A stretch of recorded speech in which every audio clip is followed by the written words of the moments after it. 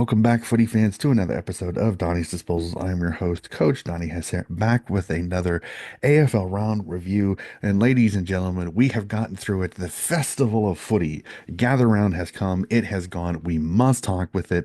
And conveniently, I thought great idea, and he thought a great idea too. Let's talk to a South Australian who conveniently is in Adelaide for gather round. So this is going to be really fun. Joining me from the Creed podcast, we have Dave. Dave, again, great to see you, sir. Yeah, great to see you too, Donnie. I enjoy this little tradition we have to catch up every year around Gather Round, and I'm very, very glad I can bring you some on the ground kind of reporting from it this year because it was a really, really fun weekend. As I was just talking to you off air about, I'm feeling pretty seedy after it, but it was well worth the festivities. It was fantastic and some good footy to talk about throughout it as well. Yeah, as the port man and getting to be the bookend of this particular gather round, I know that you were a very happy camper as we were talking out. Got a little squirrely there, and we'll talk a little bit more about that in the podcast, but in the round section. But that is a lot of fun. Again, the festival of footy just keeps getting bigger. I know that Adelaide has started this and has really, really, really made it its own. It'll be fantastic. But let's hop right into it, sir. Gather round. I know as we were talking off mic, you got to go to several games. So I got to ask this, sir, your thoughts on this round because we were privied to a little bit of everything. Yeah, I guess as a round of footy, there was we didn't have any of those games that went to the last minute, which is probably where a few people have been like, oh, the matchups are, criticizing the matchups, but you never know that stuff when they're making the fixtures, 6 months ago or whatever it is. You can't tell where teams are going to be at, what injuries going to be have hit teams. Both of our teams have been hit by injuries. Your Swans and my Port Adelaide Footy Club have been hit by injuries in the early season.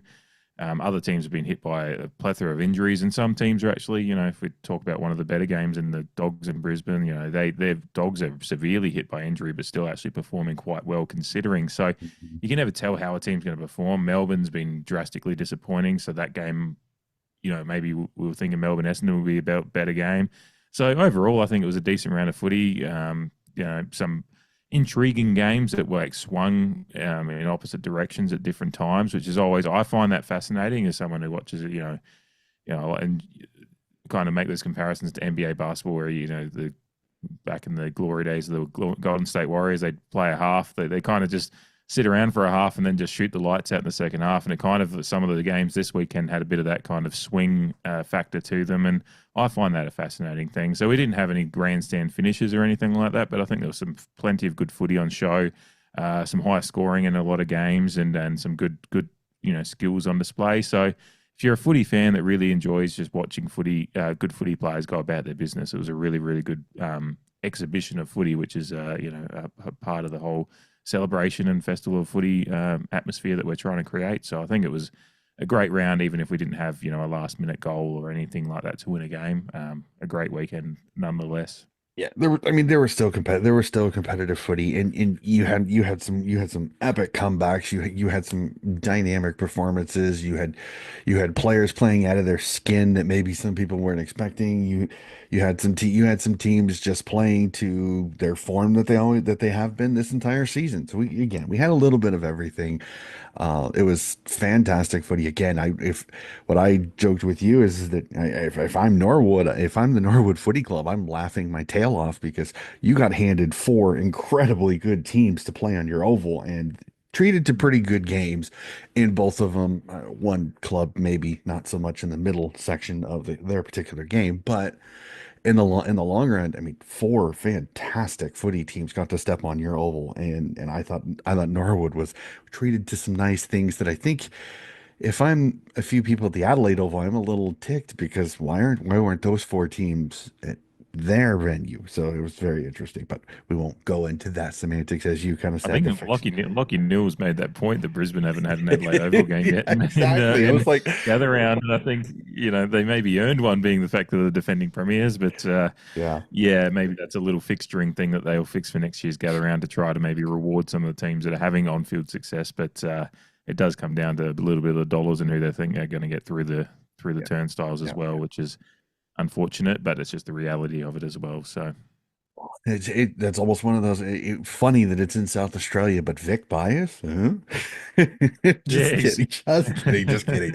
I'm just kidding. Calm down to to my Victorian listeners. Again, I'm going to rib you a little bit, but the fact that you had some teams that are from Melbourne that got on to the Adelaide Oval that aren't playing as well, and you get Brisbane and GWS both not there. It's fascinating. But Mm. well, again, come see, come saw. I will move on. Let's jump to game one of Gather Round, and we were treated to a classic as the Cats edge out the hot Adelaide Crows until this particular game because Patrick Dangerfield had his good old bucket of ice water as he put the Crows out 119-100, a fantastic game of football. And man, does Mother Nature forget Patty Dangerfield is getting older? Because holy crap, did he come to play in this game? Yeah, yeah, he was fantastic. It was I was down. This is one of the games I was down there for, and I went incognito. I didn't wear any port gear. Just was trying to be nice. I drove my brother's an absolute Crows nuffy, so I drove him and my sister in law down and hung out with them on the hill and a few other of his friends on the hill. So good atmosphere, good vibes. Really being a Thursday night a gather around, everyone's just keen to get into it, and yeah, so it was a great atmosphere on the hill and. Certainly no love lost for Patrick Dangerfield from the hill either. Had a few boos out there for both him and Stengel, both being former Crow boys. But yeah, Dangerfield really turned back the clock. I've watched him have those performances against Port too. I was in Geelong 8 years ago when Dangerfield broke our hearts in the last minute um, in a close game with Port, and he's just it's such a great break glass in case of emergency thing to have a guy that can do what he can do around the ball, in and under the ball, around the midfield, but then just to be able to plunk him down forward and do that, to have the kind of performance as a forward that he had as well. His nous around the ball with a couple of those ball goals from general play were really was really just important in those tight margin moments where the game was there to be won. He stood up. As same with Jeremy Cameron as a more traditional forward, although he's an interesting player and what he can do in his own right. But yeah, a really fascinating dichotomy between the two teams because you have Adelaide like the plucky upstarts that are really starting to find something good, and they started well, but then they just didn't know how to handle the heat once it started coming. Like Geelong just kept on plugging away. They were like, okay, Adelaide have thrown the punches, kind of like an upstart fighter coming out and throwing punches early, but Geelong being the veteran fighter just took the punches and wore them down, and Adelaide just ran out of puff in the second half, and Geelong ran over the top with a really really great Bailey Smith performance as well. Yeah, almost a little bit of a rope a dope, a little bit. Like Geelong just Hmm. they kind of held their own. They defended well enough. They gave up points. I mean, again, Adelaide finding a way to put up 100 points even in and in the loss shows that this Adelaide Crows Hmm. team, and again, I'm gonna give the Crows some props here. Okay, Riley Philthorpe, Tex Walker, and Fogarty are working. And I think if you ask Hmm. most people at the start of the season, they thought there's no way all three are going to work. Either Tex is over the hill. Philthorpe isn't consistent. He's been too injury riddled. Fogarty is the same thing. Sometimes he can have games where he's an apparition, and then there's games that he's he's plug and lock it and can't miss. So it really is a situation where the three are working.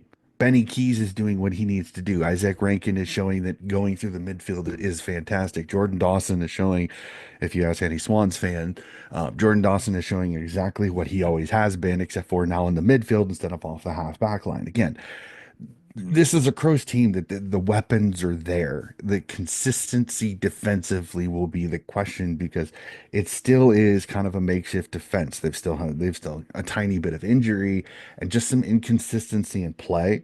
It'll be fascinating to see how Hmm. this Crows team goes. But again, you got taught by the masters, and that's Geelong. I mean, Coach Scott, Jeremy Cameron, and the old wise heads of Geelong. I mean, Atkins had himself a fantastic game in this one as well. Got to give him his props again. I And think he one got of did he get the 10 coaches votes? I'm pretty I sure. think I saw so. something about that. I think Yeah. so. All I know is they're I gotta give him his plaudits again. He's another one of those not talked about. They talk about Max Holmes and Stengel and Cameron but it's guys like Atkins, it's guys like Guthrie, that. they do the little things that they just need to get done, need to have done, and it's fantastic to watch again. Coach Scott has again, he's got so many things tied up. I wish he would stop talking about things outside of footy because sometimes he puts his foot in his mouth. Athlete's tongue is his best friend sometimes. Again, this me personally. I just think he comments on things he shouldn't. And sometimes he says things that I'm just like, dude, just coach footy. Stop talking. You're not covering yourself in glory like you think you are. But again, he had his boys up and about, and they did a fantastic job. Again, no disrespect. The Crows didn't lose much in this. Yes, they lost the game, but they didn't lose much when it comes to momentum. They're still absolutely in fuego. I think their form is still going to continue. They're learning lessons. This is a great learnings for Matty Nixon this and this team that this is what you're going to see come finals time. This is what you need to defeat. So it'll be fun to see how does Adelaide adjust from this. It'll be fascinating to watch that. Yeah. I'll pull off They my need, they band need bit. Go ahead. yeah, so I was just going to say they needed to understand what a pressure cooker is for that team, and they got a little bit of a test of that, and yeah, just to work out how to get those forwards working when that's not coming their way as easy. Mhm. So yeah, I said to my brother on the drive home because both he and his friend were making the gallows humor jokes about do we jump in the Torrens on our way home? Like, and I said, hey, that was a good test for you guys, and you guys will be better for it going forward, I think. But yeah, I you agree. always hope to win those ones, but if you can't, then you take the learnings you can. Yeah. Anyway, you can rip your band-aid off now, Donny. Well, no, I agree. It's hard at the time. I think we've all had that. Your team's playing really really well, and Yeah. you lose a game, and you kind of crash. But then you kind of, as you think Mm. about it later, you're like, honestly, that may not have been a bad thing. So I 100% agree with you. So as I Yeah. said, I'll rip off the Band-Aid. Swannies fall short to the Collingwood by 31 at the Adelaide Oval, 109-78. But I am going to say this, and this is not just the optimist that is me sometimes when it comes to Swans. The final score is not indicative of the way this game was for about 75% of the game. 75% of the game, this Mhm. was a cracking game of football. A far too much roller coastering for me, especially on the Swan side, because they're, like I said, pies jump out to a nice little lead. Swans go, hell, oh, okay, we're supposed to play now. They come roaring back in the end of the first and in some of the second quarter. Pies do it again in the third, roll out to a lead. Swans crawl back, and then as the fourth quarter, they kind of drooped. You can tell the Tommy McCartan move still is a little bit weird to me. I understand that you want some forward ability, but when the ball's coming into your defensive side and your best defensive player is not there, so it's a little bit weird on that one. I'm not going to go to the excuse, well, look at our injuries, because several teams have injuries and are still finding a way to play good footy. I just think it's an inconsistent group that's having to play younger players due to those, and they're not getting. Riley Bice wasn't exactly as good as he was, and again, Collingwood is better than Mhm. North Melbourne. That's just the honest to God truth. You're going to see some differences. There were errors that really there were. It was injury riddled. Blah, blah, blah, blah. Timeout. Stop. Brain. Relax. Too many fumbles, too many clangers, too many errors by Sydney really hurt them, and Collingwood punished them. And it also helps when one of their midfielders is somebody that for some weird reason Sydney just never wanted to cover, and that was long for some weird reason. Every single time he was getting a clearance, and it just absolutely killed Sydney in this. I do have to give one props though. Brody Grundy was fantastic in this game. The last couple of times he's faced Darcy Cameron, Cameron has toweled him easily. But Grundy was fantastic in this game. I'm just a Mhm. little sad that it was in a less than stellar performance by the rest of his team. Yeah. It was I think 37-24 on the hit out. So nice for Grundy against his old side as well. But yeah, it was just it was one of those games I was kind of watching. Jamie and I were doing for our Creed podcast on our Patreon, do a little squad show when the squads drop. So we're doing that on Friday night because I couldn't do it on Thursday night. So but I had it on the side, and I just kind of as I was watching, I was just thinking it feels like a game that Sydney, if they can actually just get their fumbles and yips together, they're a little bit. Maybe they've got to have a chance, but overall, Collingwood just looked that calmer and more cleaner with the ball, and that was just what. And Hmm. Oh, that's what tells in a long, in the sequence, the storybook that is each individual game of AFL football is just the consistency and understanding and trust in each other will tell at the end of a game, and that just ultimately is what told. And still side bottom having a vintage game. Dacos and Ned Long were made line clearances each, I think, as well, and Scott Pendlebury was decent. So they had guys step up for those ones they're missing. A couple of players like Dan Houston being out and a few others. But they had guys step up. Whereas, as you said, just you've got a bit more inexperience in those places. That inexperience tells, and in the ultimate in those crucial moments, as we were talking about the Crows game as well. Patrick Dangerfield had that veteran nous to just seal those moments when they came to him, and it just didn't. It just and I think Amadi going down at halftime really doesn't help because you're having to make Mhm. a big in-game adjustment and you're already struggling there a little bit. It's not like I like Amadi. He's still growing into who he's going to be, but he's had some big moments and looked okay this year. So you just lose that focal point up forward, and whereas Collingwood just didn't had it kind of come their way. So it always felt like Sydney have, and I mean, you guys are just missing that run and kick of Errol Goulden so badly as well. I mean, we'll get to Port later on, but us as Port fans having Zach Butters come back has been I noticed that just tangible impact that he can have and opens up the domino effect. It opens up for all the other players. So yeah, you guys are just struggling a little bit with that, and still not you didn't let yourselves down, but it's just I think Collingwood are a legitimate contender in the 8 this year as well. So that's just the story of it, really. Yeah, well, and I also look at it too. It's that there's other guys that can run through the middle that have just as much. Do they have the elite kicking that Earl Golden does? No, but Justin Yeah. McInerney being out after the suspension, and again, don't get me started on the reason that Brandon Starcevich can't take a hit, so Justin McInerney has to get suspended. Like I kind of went on a rant on Yeah. that. Like again, I am not trying to bash the physios of Brisbane. But the fact he was on the field so close, especially after having all of the issues that he's had, the concussion wise, literally he was a ticking time bomb for somebody that bumped him in just the right way. And McInerney was the one that pulled up the trump card. I mean, that's literally it. Mhm. So And he just shouldn't be suspended for accidental action. Like I well, have I a don't big think it was an accidental bee in my action. He bonnet does about he it. does bump him, but he never hits him in the head. That's the one part that Yeah. I kept hearing so many people say. They were like, "Well, like he got him in the head." No, he doesn't. No, he doesn't. If you actually watch the replay, even in regular motion, it's a shoulder to shoulder hit. It's the whiplash Mhm. that causes it. The whiplash is just as bad, if not worse, sometimes because it's the full fledged It of your is. body whipping forward, and then Mhm. you can't do anything about your brain. It's like I tell some people Just when it comes to bouncing the around NFL, up there. well, when it comes to the NFL, you can put as many Mhm. padding things on the helmet as you possible. You can't make your brain not move in your skull. I mean, that's Yeah. that's just the way it goes. So again, no McInerney, no Golden, Cal Mills again. Whether that's a huge loss or not, again, depends on who you're talking. Depends on who you're talking to. Logan McDonald, I think, might have eased the Amadi going down a little bit if he was Yeah. playing.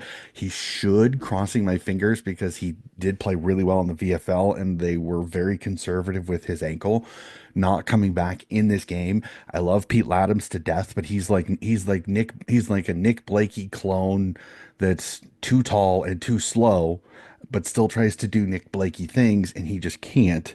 So Mm. I love him to death, but unless he's going to be a ruck, which he hasn't actually been that bad, I I, I would have preferred Logan McDonald there. So again, I appreciate the conservatism. Again, we're still early in the season. We're only five Mhm. rounds plus opening round through the season, so you don't want to rush anybody in. And again, I'm not jumping off bridges like some of the fans are that, oh my God, Sydney's lost 3 games already. Holy crap, Like what's the world my coming brother was to? considering the other night. Yeah. Yeah, I know. I tell myself when it comes to it is that they're still not healthy. They have 2 wins. Mhm. There's 3 losses if you really think about it for the Swans. You could sit here and go, finals team, finals team, finals team. All due Yeah. respect. I honestly, if I'm a Swans fan, I'm kind of smiling because it's like, and this was the worst of the 3 when it really comes to it. They've been competitive in every game, including every win, every loss, and the two wins that they have. So if I'm a Swans fan, there are far more green shoots and far more positive outlooks that you can take. I get it. In the moment, it sucks. You hate losing, especially to Collingwood, because they're going to gloat and gloat gladly. So again, that's a great pies team. They literally have gone for it, and to get that win without Dan Houston and without Lucky Schultz, impressive. Again, pies absolutely Mm. magnificent win there. A pesky Swan side that's never easy to beat. You find a way to get it done. So I'm not going to play the whiny and pouty Swans fan. Hell of a performance by the Pies. Again, Ned Long, steel side bottom was magnificent. Somehow, again, he's like Patty Dangerfield. Him and Pendles. It's like, do you guys ever age? Seriously. Or Yeah, yeah. maybe you're just like, as we move up to the Barossa Valley, you age like a fine wine. You just get better with time. So let's jump Mm-hmm. up to the Barossa Valley where we see the Gold Coast Suns with a nice win over the North Melbourne Roos, 141-89. And damn it, Dave, damn it, I fell for it again. I thought after that win over Melbourne that maybe, just maybe, Clarko had figured out how to get this young Roos side to pull their heads out of a body cavity I don't want to say on this podcast and start playing better football. And again, I'm I love this North Melbourne team. I love some of the names that are on it, but damn it, they keep finding a way to disappoint me because again, I understand the Suns are fantastic. I think they potentially could break the hoodoo. The Suns may make the finals. I'm gonna touch wood on that, hoping I'm right because maybe, just maybe. But man, I was disappointed because I thought North Melbourne, this is a perfect little tick. Would Gold Coast take them lightly, and could North find a way to just absolutely make some sphincters very tall if they could stay into it? And for about 10 Mm. minutes, they did. But after that, unfortunately, the Suns just too good. Yeah, yeah. It's a really intriguing game, and as I mentioned to you off air, I was at the game with my co-host Jamie and friend Elodie was there as well, formerly of another podcast. But yeah, so and a group of guys. I've got a friend of mine that lives literally right next to the Oval.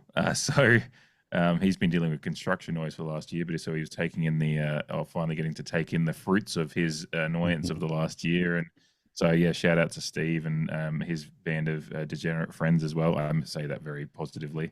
There was a lot of beers deleted, and the memories of the last few hours of that day are as hazy as some of the beers I was drinking. But yeah, it was a very very hot day, very very hot day as well, unseasonably warm. I was just looking before because we were talking off air about the temperatures, and I was just like, what is the average April temperature for our area? And it's like even in earlier in April, they say maybe 25, 26, is the highest you'll kind of expecting average, and we're What talking wasn't it and like that we're talking 32 or something? yeah, yeah. For me, it was I was touching mid 30s to how it felt for me outside. So yeah, it was a hot day, and yeah, North Melbourne I think actually played well for large parts of it. They probably just couldn't quite get the easy. Like the Gold Coast just kicked really well in the first quarter. Like you look at the scoring shots in the first quarter, North Melbourne clear it, but they kicked 3 goals 7 to 6 goals 1. They claw back a little bit in the second quarter. They actually get ahead at some point in the third quarter, but then Gold Coast they kind of just wilt after that, and Gold Coast their ball movers and their engine room really gets moving. Your Matt Rouse took Miller and Mhm. Anderson all kind of just took over in that third quarter when they'd have been relatively quiet to that point. They'd been in around it, but they really just got moving. I think a lot of their disposals kind of came from that third quarter, and when they really got the ball moving, and John Noble coming out of the back line as well, just some elite players just playing at a better rate than their counterparts on the North Melbourne side in the end, and maybe just a team that's just a little bit more advanced in their development than where North Melbourne are. I think it just told the experience told. I know there's a lot of youth and stuff in Gold Coast as well, but Matt Rowell's been around for a few years now, and he's really putting together a good season. Took Miller as a class act, and yeah, when you've got throwing guys like John Noble in there as well, and few of the other guys they've got coming out, whether it be from the back line or just going forward, and Ben King kicking five. Like, yeah, Hmm. there's just Gold Coast. I don't know if they're the perfect team yet, but they're building to being, as you said, maybe just maybe this year for finals. And so far, um, all the tests they've had, they've passed. I mean, the win against Adelaide the week before, and now they dominate, end up dominating a what we think is a somewhat reasonable, plucky North Melbourne team. So Hmm. yeah, really, really fun one to watch as a neutral. I really enjoyed the opportunity to take in the Barossa Park that's been put together up in Lindock here in the Barossa Valley, and watch two teams with a lot of fun players out in the field to go about their business, and yeah, delete far too many beers along the journey.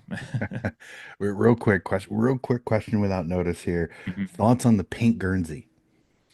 I enjoyed it. Yeah, I've had had some conversations with people across the weekend actually, even on Thursday night. Just I'm a big Guernsey guy. Like I love your Guernsey jerseys, whatever whatever sport it is. I've got far too many in my collection. I've probably got 40 or 50 port ones alone. Um, I think Gold Coast missed a trick in their rebrand, and like I actually don't like the red ones too much because it's just too like you don't notice it as much on the field. The reds blend together, whatever. I think the pink has a bit more of that kind of like the Miami Heat. They were going for a few years. They were doing those Vice Nights kind of things that Hmm. were really leaning into a Miami like minutia, and like I think that's what they need to go with. Like I think Gold Coast missed a trick in their rebrand of like really just being like we're the Gold Coast, like go with that Vice, and I think the pink kind of leans into that a little bit, Hmm. and it would be cool to see them do a little bit more. And it's a color you don't see too often on the field in AFL football. So yeah, still a little bit simple as far as their branding goes. I still just think they could do so much more with a team based on the Gold Coast. But yeah, I think Hmm. the pink Guernsey is one of the better ones they've rolled out, and especially doing. I love teams that do a gather round Guernsey. I'm disappointed Port haven't yet, but yeah, any team that's doing something special for the round, I think is pretty cool, and certainly made it an interesting, fun Guernsey matchup with the kind of Rouge traditional piping, and then the pink one running around on the other side. Made it very easy for my increasingly drunk eyes to keep track of the contest. I thought it was fantastic, and so many of the radio broadcasts that I listened to, so many of them were like, I'm gonna get that kit. That kit's pretty sick. And like, and I'm 100% with you with the new rebrand. Like honestly, I think if you're gonna do the all red if you're gonna do the red Guernsey, do the yellow sun because then it looks like an actual sun. Personally, Yeah, I don't really see how you couldn't do that. And then because you have your alternative one, which is yellow, and then I thought you could have probably done red for that. I don't know. It's again, maybe I'm thinking too rationally on this, but it just the fact that it basically just looks like an all red Guernsey, it's a little weird personally. But again, that's Gold Coast. yeah. If that's what they want to do, that's what they want to do. Go ahead. But it was fascinating. The pink Guernsey was definitely the talk of some people when it came to the alternative Guernseys for gather round this If particular I'd seen week. one on the day at like at a merchandise stand, with how many beers I'd had, it absolutely would have been impulse purchase by myself. So it's a good thing they didn't have any around, so, because I probably would have been, $100 shorter in my bank account after the day. Well, there's a fair bit of that went across the bars anyway. And shout out to all the people that were working out there. It was a hot day, and they kept us all refreshed very well. So yeah, all in all, a great success for the Barossa Valley game as well. To Hmm. see that regional game go off. And I know Peter Malinauskas, our premier, was there, and there's some shots of him having a beer in the stands as well. So he was enjoying the fruits of his political labour there as well. Well, it has been fantastic. I know when they had mentioned it the year before, there's a lot of people going, how good is it going to be? Like how are the facilities going to be when they come back? And as you said, with the construction, it looked magnificent. At least Mm, via the camera angles I saw, it looked absolutely the facility that they've built there is absolutely fantastic, and it looked pristine on camera. So I think the Barassa did very well for this, and I think it was nothing but a success. Both games, we'll mhm. get to the second one here in just a little bit. We'll jump back Yeah, to Adelaide Oval. I want to be quick with this one because I just not much to I'm talk about, kind of really. tired of talking about this. Carlton smash West Coast 121-50, a 71 point win. Hopefully this gets Carlton out of their funk that they've been in, and maybe just maybe we'll get them going because they have been poor and that's me being nice. Have the Blues. So this is a great little starter for them. Again, the West Coast. I just don't know. I'm tired of talking about it because they just seem rudderless. They don't everything is going wrong. No matter what they do, whatever they do, it's wrong. And it's just, Mhm. it's getting very difficult. It's becoming sub AFL standard. And I know this is used by so many AFL media, and sometimes it gets nauseating how much it's used. But this is starting to become sub AFL standard, and it's very, very frustrating to have this team that you can almost guarantee every week that they're not going to play well. They're going to look embarrassingly bad. And whoever they're going to play is going to have a banner day. I mean, when you have two midfielders both kick three in this game with Crippa and Walsh both going bonkers in this game, like I don't know what else to say. I mean, again, do I want to put a lot of stock in Carlton's form? No. Does it suck? Harry Mackay comes back from the mental health issues and proceeds to ram his head into to an opponent and now has a concussion and will be out for a game. Um, it stinks, but I just I don't know what to say. I mean, again, Carlton, I mean, cheers to you guys. You got done what you needed to get done, but I can't take much from a game against West Coast.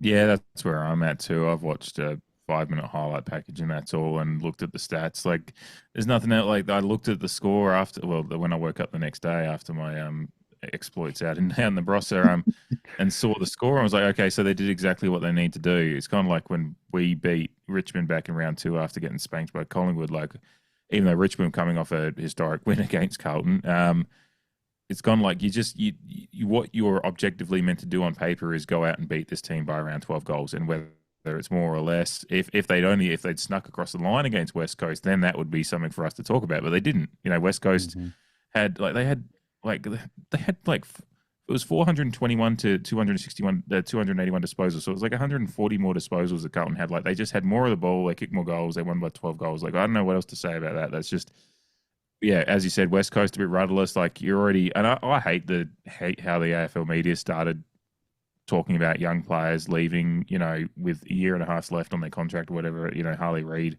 So, Hmm. and then you've got the Oscar Allen stuff as well. Like, West Coast are just rudderless, and then their two biggest stars are, seem to be constantly in Victorian media's minds about where they're going to be next, and it seems to be the assumption, and maybe there's probably a lot of smoke where there's fire where there's smoke or whatever. But it's just that they're just not. There's nothing to talk about with the West Coast. The only thing that's going to be there to talk about is when they actually do start playing better and start getting some scalps when you're not expecting it. But you know, Carlton. The only fun story would have been if Carlton lost and what Dan Gorringe was going to have to do next, which I think was going to be a Harley Reid tattoo. So that would have been fun. But you know, Carlton won. So, like, there's no storyline out of it apart from, Mackay. It was great to see Mackay come back from his mental health issues, and no one should have ever been questioning, his intents as a person and a player anyway. But it sucks that he got the concussion. That's about the only storyline out of it. Everything else was as as as it was expected to happen, and yeah, everyone moves on. Carlton maybe has a platform for the season, but I think you can't really get much out of that until they play another game and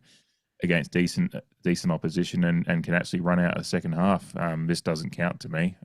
They didn't play a good team, so I don't know what they can do in a second half against a good team still. So yeah, nothing No, much to learn out of that. and I just want to go to this these knuckle dragging Muppets online that are giving Harry crap for taking time off for mental health. Mm. Pull your heads in, guys. Pull your heads in. Seriously. I mean, would you have the balls to say that, to say some of the stuff that some of these people are saying to his face? No, you won't. So don't, just come Mm. on, grow up. It's footy, okay? Is footy is big? Is footy worth that much? No, it's not. It's a game, ladies and gentlemen. I know I cover it. I know I love it, but I indeed live in reality when it comes to it. This is a game. Come on, let Mm. this man be a human being. Nobody deserves that type of abuse. Nobody deserves to be basically be told that you're weak, you're pathetic because you are a little down on confidence, or whatever is going on with Harry. Again, I want him to be healthy. I want him to be in a good headspace because some of the things that have happened with people that have had head trauma and different things like that, it is a scary, scary world when it comes to it. So my best wishes to Harry. The concussion sucks because I really wanted to see him get some form because I think a lot of people are going to jump behind it. The majority of people understand, respect, and give Harry his props for being able to be man enough to go, hey, I'm not feeling good. I'm going to sit out. Mhm. I need to get my head right. I need to get myself in a better situation. I respect that. And most people do, but it's just that 10% of absolute flogs out there. And that's the Mhm. part that sucks is that it's the loud wheel gets the oil, the squeaky wheel gets the oil. And that's the problem is these people, they're loud because they don't shut up. And I think that's the part that's the most frustrating for me. Yep. So we'll Yeah, no, I we'll jump completely off of that agree. again. Harry Mackay, get better, sir. I think Brody Kemp tore his Achilles. Unfortunately, he's done for the Yes, he season. did. That Yeah. absolutely stinks again for a Carlton team that again has not had a lot of luck. This is another worst case scenario for them. But again, like I said, they got done what they needed to do. It's West Coast. I hate saying it that way. But again, the mighty West Coast Eagles they've never recovered since going for broke. Like you almost hate to say it, and it's almost apropos of the fact that he played in the waffle this week, is Tim Kelly was kind of the start of their downfall. The Tim Kelly trade Mm. is the start of their downfall. And then it doesn't help that 2020 you have the hub absolute debacle that is the West Coast Eagles attitude when it comes to going into the hub. They just did not accept it. Yeah, they did. Yeah, Yeah. and it's really been I mean, crash landing through into subterranean dirt since then, Yeah. unfortunately. So it's kind Yeah. of the way it goes. So we'll jump back to Norwood Oval. We'll jump back to Norwood Oval, the first of two cracking games at Norwood Oval. And if I'm the Western Bulldogs, I am kicking myself because you had the Brisbane Lions on the dirt, foot on the throat, and for some weird reason, you missed stepping on their head. And Brisbane jumps up and absolutely pounds the crud out of you and gets a 21-point win. Brisbane Lions over the Doggies, 118-97. I mean, the Doggies were scintillating in the first probably 2.5 quarters. And then Brisbane went, we are the premiers, aren't we? Let's get to work. And whoo, did they go? And Eric Hipwood was that catalyst. Yes, yeah. It was great to see because Hipwood's kind of been an A intriguing figure. ghost? Yeah, it's just intriguing because he remember him what like years ago against Port, like having some great games. He was just like, oh, geez, this guy's going to be good, but then he'd just disappear at times. But yeah, kicking 5 goals in an important comeback win, and it's one of those things that it's I sit, excuse me, sit there and go, this kind of Brisbane idea of coming back from behind, like giving a team a head start and coming back and winning in the second half.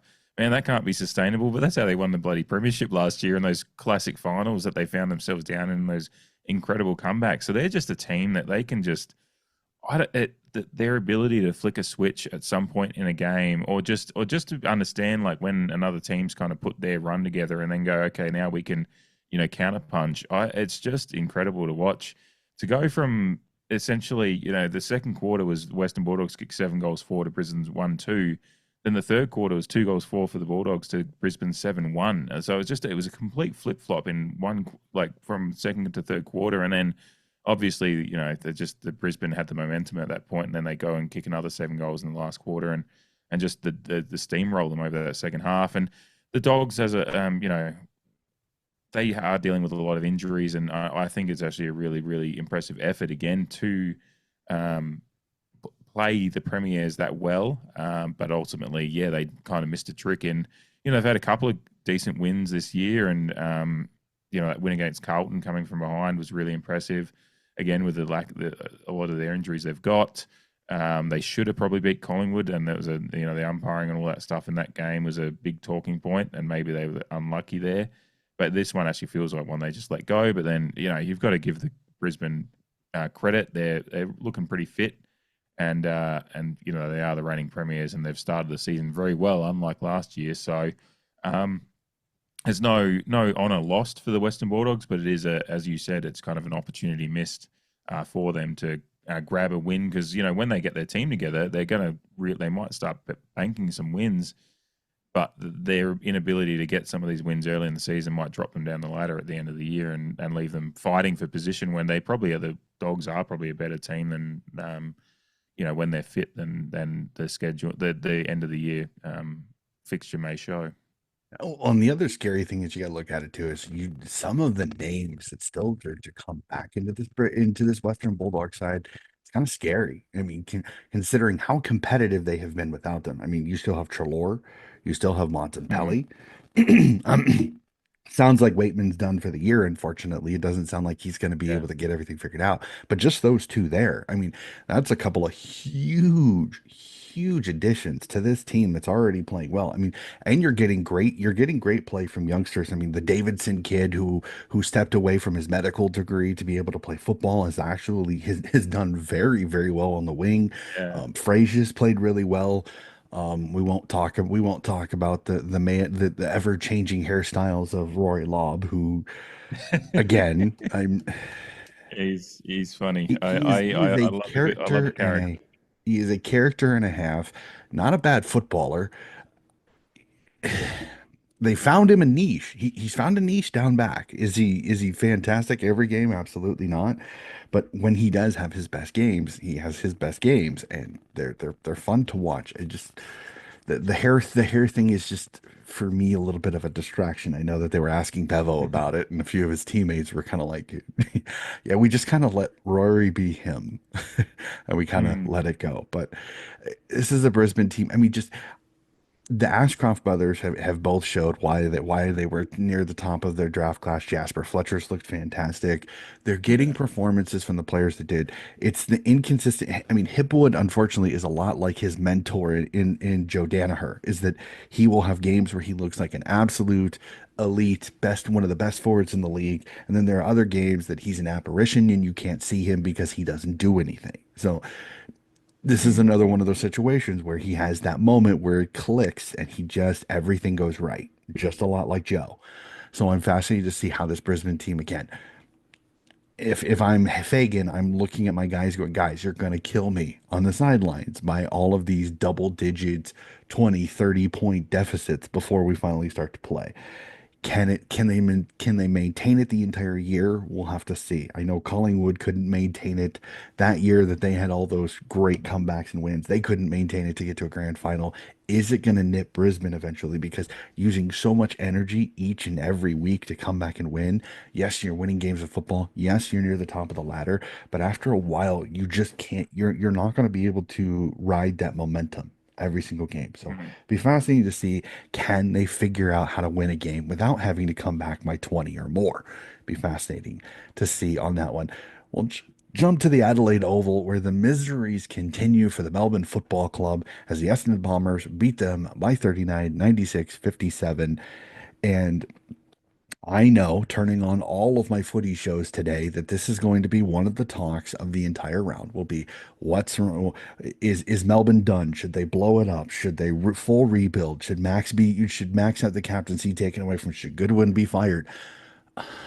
I get it. I get it. The team is not playing well. The Bombers, again, they got to win over a team they should have. I mean, the way Melbourne has been playing, this is a win that they should have. But Hmm. man, has the fall from grace from Melbourne been absolutely like a comet hitting the earth. It has absolutely cratered for the Melbourne Demons. Yeah, it's incredible because they should have been when you look at that 2021 premiership and kind of how they built to that and how dominant they were in even winning that. Whether it's a dynasty, but they should have won more than one. You just look I'm looking at that team, but a few I injuries, and agree. it's always been a thing in that run. I mean, I know they had Ben Brown for a bit there, but like it was the one like Achilles heel of that team was always we don't really have a dominant forward like tall forward line. Hmm. It was always the thing that there was like they were tried a few different players down there. I think it Tom McDonald a few years ago. Like just different players they tried moving around. Ben Brown they brought over, but then they didn't play half the time, even though he was just a dominant forward at the Kangaroos. And He still played in their premiership and was ultimately a part of it. But it's just they've never had the forward mix right, and have relied too heavily on some of the smaller forwards and medium forwards, and guys like Bailey Fritz just haven't gone on to being. He had a great grand final again. All these guys have got premiership medals, so I'd love to be them, as far as just a fan. But it's just the fall from grace has been quite severe, and there's been just the off field stuff, whether it be Clayton Oliver, his dedication and all those things. And then obviously the Petrarca story is just insane. The fact of how they mishandled his, not just his Everything. health on it, but just the dialogue around that.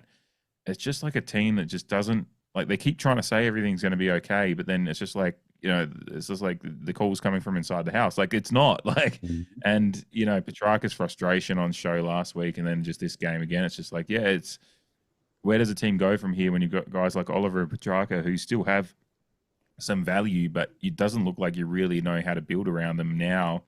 And by the time you get there with this team again, they're not going to be where they're at. So what do Mhm. you do? Max Gorn's a real veteran now. It's and then Goodwin just seems to he's kind of part of that controversy around everything that's going on as well. And Stephen May, he's getting on in years as well. So yeah, it's just like a lot of their leaders are either seem disenfranchised by it, or it's just a real malaise around that team, and dysfunction that even though they keep telling us it's okay, it just doesn't seem like it is. And the result, and for a few years there, despite that, they'd still pick up results and play competitive footy, but they just can't even put that together now. And Mhm. some of their best players are the young ones coming through, and so yeah, it's a real weird vibe there at the moment, and certainly not good at all for Melbourne fans.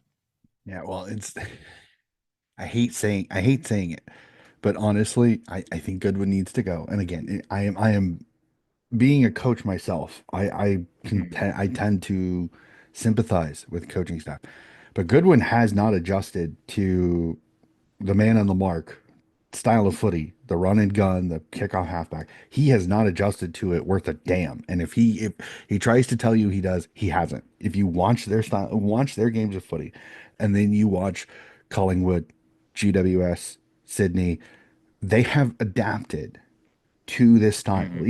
Even Brisbane for the most part. Brisbane's slow when they do it, but they do it.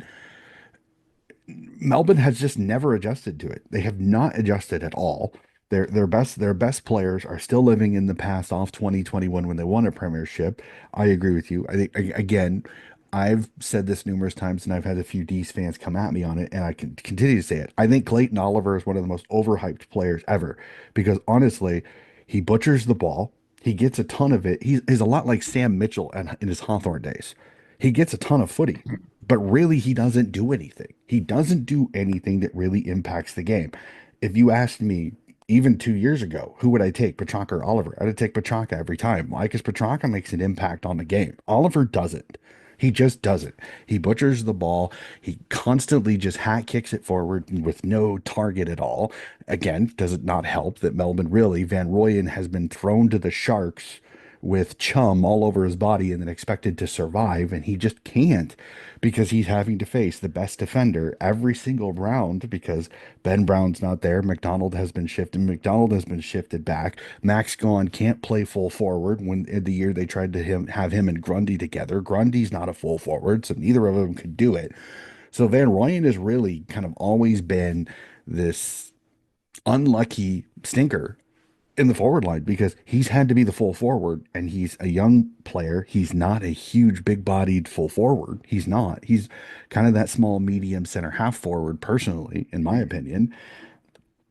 He's just been thrown to the wolves. I mean, Bailey Fritch has been underwhelming this year. In fact, he's been inaccurate. It's great to see Kazi Pickett come back, but now there's rumors Kazi is having his eyes out west and joining Fremantle with Shai Bolton and the Fremantle Dockers. So this is just it's literally the house is on fire, and the only thing that they have at their disposal is a flamethrower. They cannot find anything to put out these fires. And there's people already saying, do you strip it to the studs? Do you go back to the Van Royens, the younger players, the Thulstrips, the young players that you have, and just, I mean, chuck out and get what you get. Can you get anything for Clayton Oliver? Can you get anything for Petraka? Can you talk Max Gawn into developing a younger ruck for the next couple of years and then have him set himself off onto the sunset in the pasture? What do you do with What do you do with May and Lever? Do you sell them off for parts, or do you keep them to help develop your younger backline? There's just so many discussion points, none of them good for the Melbourne Demons at this point. And again, to the Demons fans that are listening, this is not me trying to bury your club. I'm being honest, looking at it from a neutral perspective. The house is on fire, ladies and gentlemen, and it seems like everybody in the house is screaming, "Burn, mother, burn!" Like that's literally the way it goes because they're not doing anything Mm. to fix it. I, I agree with Dama. I agree with Damian Barrett. He goes. You heard all of these Tom. We love each other. We're caring for each other. Well, right now, y'all don't look like you love each other because y'all ain't putting in the effort for each other. You're just not. It's me, me, me footy. It really is. I'm going to get mine. I'm going to get my disposals. I'm going to get my kick. I'm going to get my plaudits. That's about it. There's no team in this. So the love part, that's just a farce. And I hate saying it that way. Mm. But that's just it. So I don't want to talk on that. The Bombers did what they needed to do. Again, I'm not going to put a ton into beating a Melbourne team that, again, can't make up their minds at all, whether they want to be a good football team or whether they're just going to absolutely implode from the inside. We'll check on, again, I'm liking seeing some of the youngsters. Kako and Caddy have been fantastic. Electric. We just have to fix that defense. Still a little too. You play the team that can't score, so I'm not going to put a lot on this defensive effort. I want to see further rounds when you get teams that are a little more functional when it comes to forward. So Mm. I don't want the Bombers not to get a little bit of talk here, but we'll say it like that. So we'll move up to back to the Barossa Valley, the second game that was up in that lovely part of the country. I remember watching this game. It looked absolutely pitch perfect, magnificent under the lights. And then we get Kelly Underwood calling the game. So Fremantle Dockers get the win by 61, 108-47. Again, this is kind of what we expected from the Tigers. Fremantle, they get their free hit, they get the win. Shy Bolton looks like maybe his superpowers are back and he's starting to kind of get the way he was. Brayshawn Sarong again, fantastic through the center. Sean Darcy comes back in the replacement for Luke Jackson and does what he needs to do. Again, Toby Nankervis is not an easy matchup. So Dockers get the win. Mm. Richmond, again, they're growing. You got your win. They're going to take their lumps this year. That's just the way it's going to go. But again, I don't think Richmond's been horrible. Again, they're kind of dealing with the aftermath of letting some of the guys go, going younger, drafting a lot of super high talent, and they're bleeding them. And the boys aren't doing too bad. But again, they're stepping up in quality with the matchup that they're doing. Again, Dockers did what they needed to do. Am I gonna put a ton into this result? No. Again, it's Richmond. It's a very young side. This should be easy beats. As you can say, Carlton found out the hard way that sometimes they'll nip you. So do not take them Mm. lightly. And the Dockers didn't. Yeah. I mean, it was only, a goal and a bit in it at halftime. So a reasonable effort for the first half for Richmond to kind of stick with them, but then it's just again, it's been a hot, as we talked about with the game on Saturday, it was hot. It's been a hot weekend. It's still hot here today. It's been a hot week, unseasonably warm. So again, young teams that are trying to figure it out, they kind of put a lot of run into it, and just they run out of puff, and a more experienced team will know how to handle that better. And Freo go on and kick 9 goals in the second half versus Richmond's one. So 1 goal two, I think Richmond kicked in the second half, whereas it was 9 goals.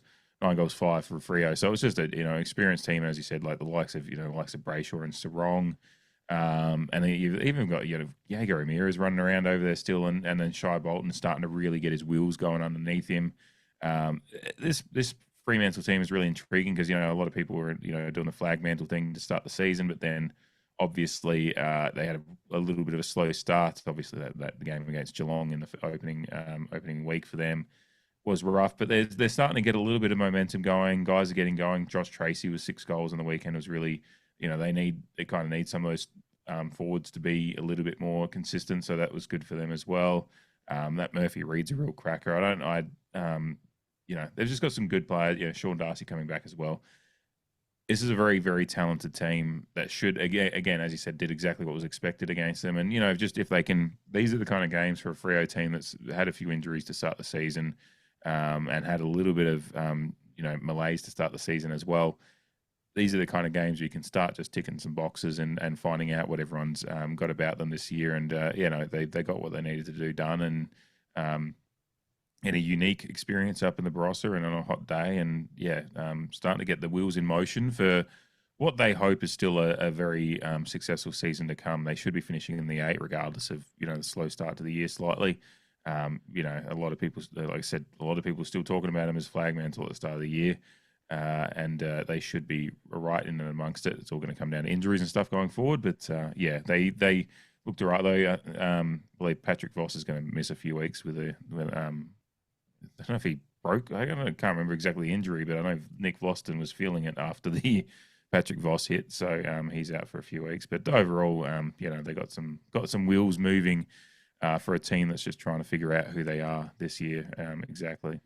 Yeah, it'll definitely be interesting for sure on that one. So we'll jump back to Norwood. As I said, they got 4 fantastic teams to play on their oval this week. And Hmm. what I was looking forward to, this I was really looking forward to this game. Unfortunately, maybe not the outcome that I was expecting. Is GWS just too good. Their class and ability to run off halfback, surprisingly on a skinny small ground, the tsunami was still in full effect as they get a 28-point win, 110-82 again. I think the final score may be a little bit more indicative of St. Kilda not just rolling over and kind of fighting off to the end. Nasiah Wanganeen Miller, again, if this guy is not wearing an All-Australian jacket at the end of the season, it would be a travesty because he has been magnificent for the Saints in this game. But again, I mean, Tom Green, Toby Green, the Green brothers, fantastic in this game, and just their run. I mean, they just are Energizer bunnies. They just won't stop. Yeah, oh, yeah. The old orange tsunami was in full effect as the game. It was kind of an interesting first quarter. It kind of felt like they were. I mean, it was only 2 points in it at quarter time, but you kind of feel that GWS were really just starting to get their engine moving, and then they kind of really kind of locked in that second quarter and built that halftime lead again, not by a whole lot, but as it went into the third quarter and they piled on 8 goals to 3. Um, it was just that's where the game was won. And even though St Kilda held them goalless in that last quarter, just some bad conversion on the GWS side, I guess. But they still got their opportunities. But St Kilda just they made the score look respectable, but it really wasn't probably indicative of the game it was. I think that GWS really outclassed them on the day. They were able to get Jack McRae kind of tie him up a little bit. I think he only had 17 disposals, which he'd kind of been, him coming across to the Saints from the Bulldogs has been a real revelation for them over the last few weeks as the Saints have built some momentum. But they're just everything that GWS want to do right now is really they're really kind of they're able to dictate the way the game is played on their terms, and they've got like Finn Callahan, which is you know, did you see the GWS banner from this weekend? Hmm. Yeah, That was yeah, real classic. God, Jesus, it's just a real shot. With the Finn That's funny. Callahan stuff. But Finn, there's just some of the runners they've got. Lockie Ash had an incredible game as well. Josh Kelly's in great form. Callum Ward, the veteran, he's kind of sticking around for having another crack at trying to win this premiership before he heads off into the sunset. And he's really playing well considering his years. And just as you said, like Toby Green kicking a bag of 5. He's as long as most of the time these days he is a lot more. He does have his moments, but his discipline's been a lot better over the last 4 or 5 years, I think. Again, he has his moments that really stand out, but Jesse. Sorry, I am blanking. Who's Jake Stringer? Sorry, I was trying to think of who How do you the forget the recruit. package, man? Yeah, I find I have such an interesting relationship with Jake Stringer just as an opposition fan. Just like it's just like he should be so much better. But again, he said, had his moments. But he kicks his 2 goals to kick off his career there properly. And Jesse Hogan just has a quiet day for him. But ultimately, your forwards, you want them to stand up when you need them to, but as a team, Toby Green took the mantle on the day, and yeah, they just were a class above, and they're a very very good team, playing football the way they want to play it, which I love. I love it as an opposition fan, objectively watching other teams when I'm not don't have a Mhm. port hat on, which is rare. It's really impressive to watch a team play the brand of footy they do. Considering St Kilda have been a testy team and Ross Lyon coach teams are always hard to play against because they do try to take away what you do best. But and as you said, Nasiah Wangalima-Malera is just an incredible player, and please end up in a Port Guernsey in the next couple of years. But you know, yeah, they kind of took away some of their weapons.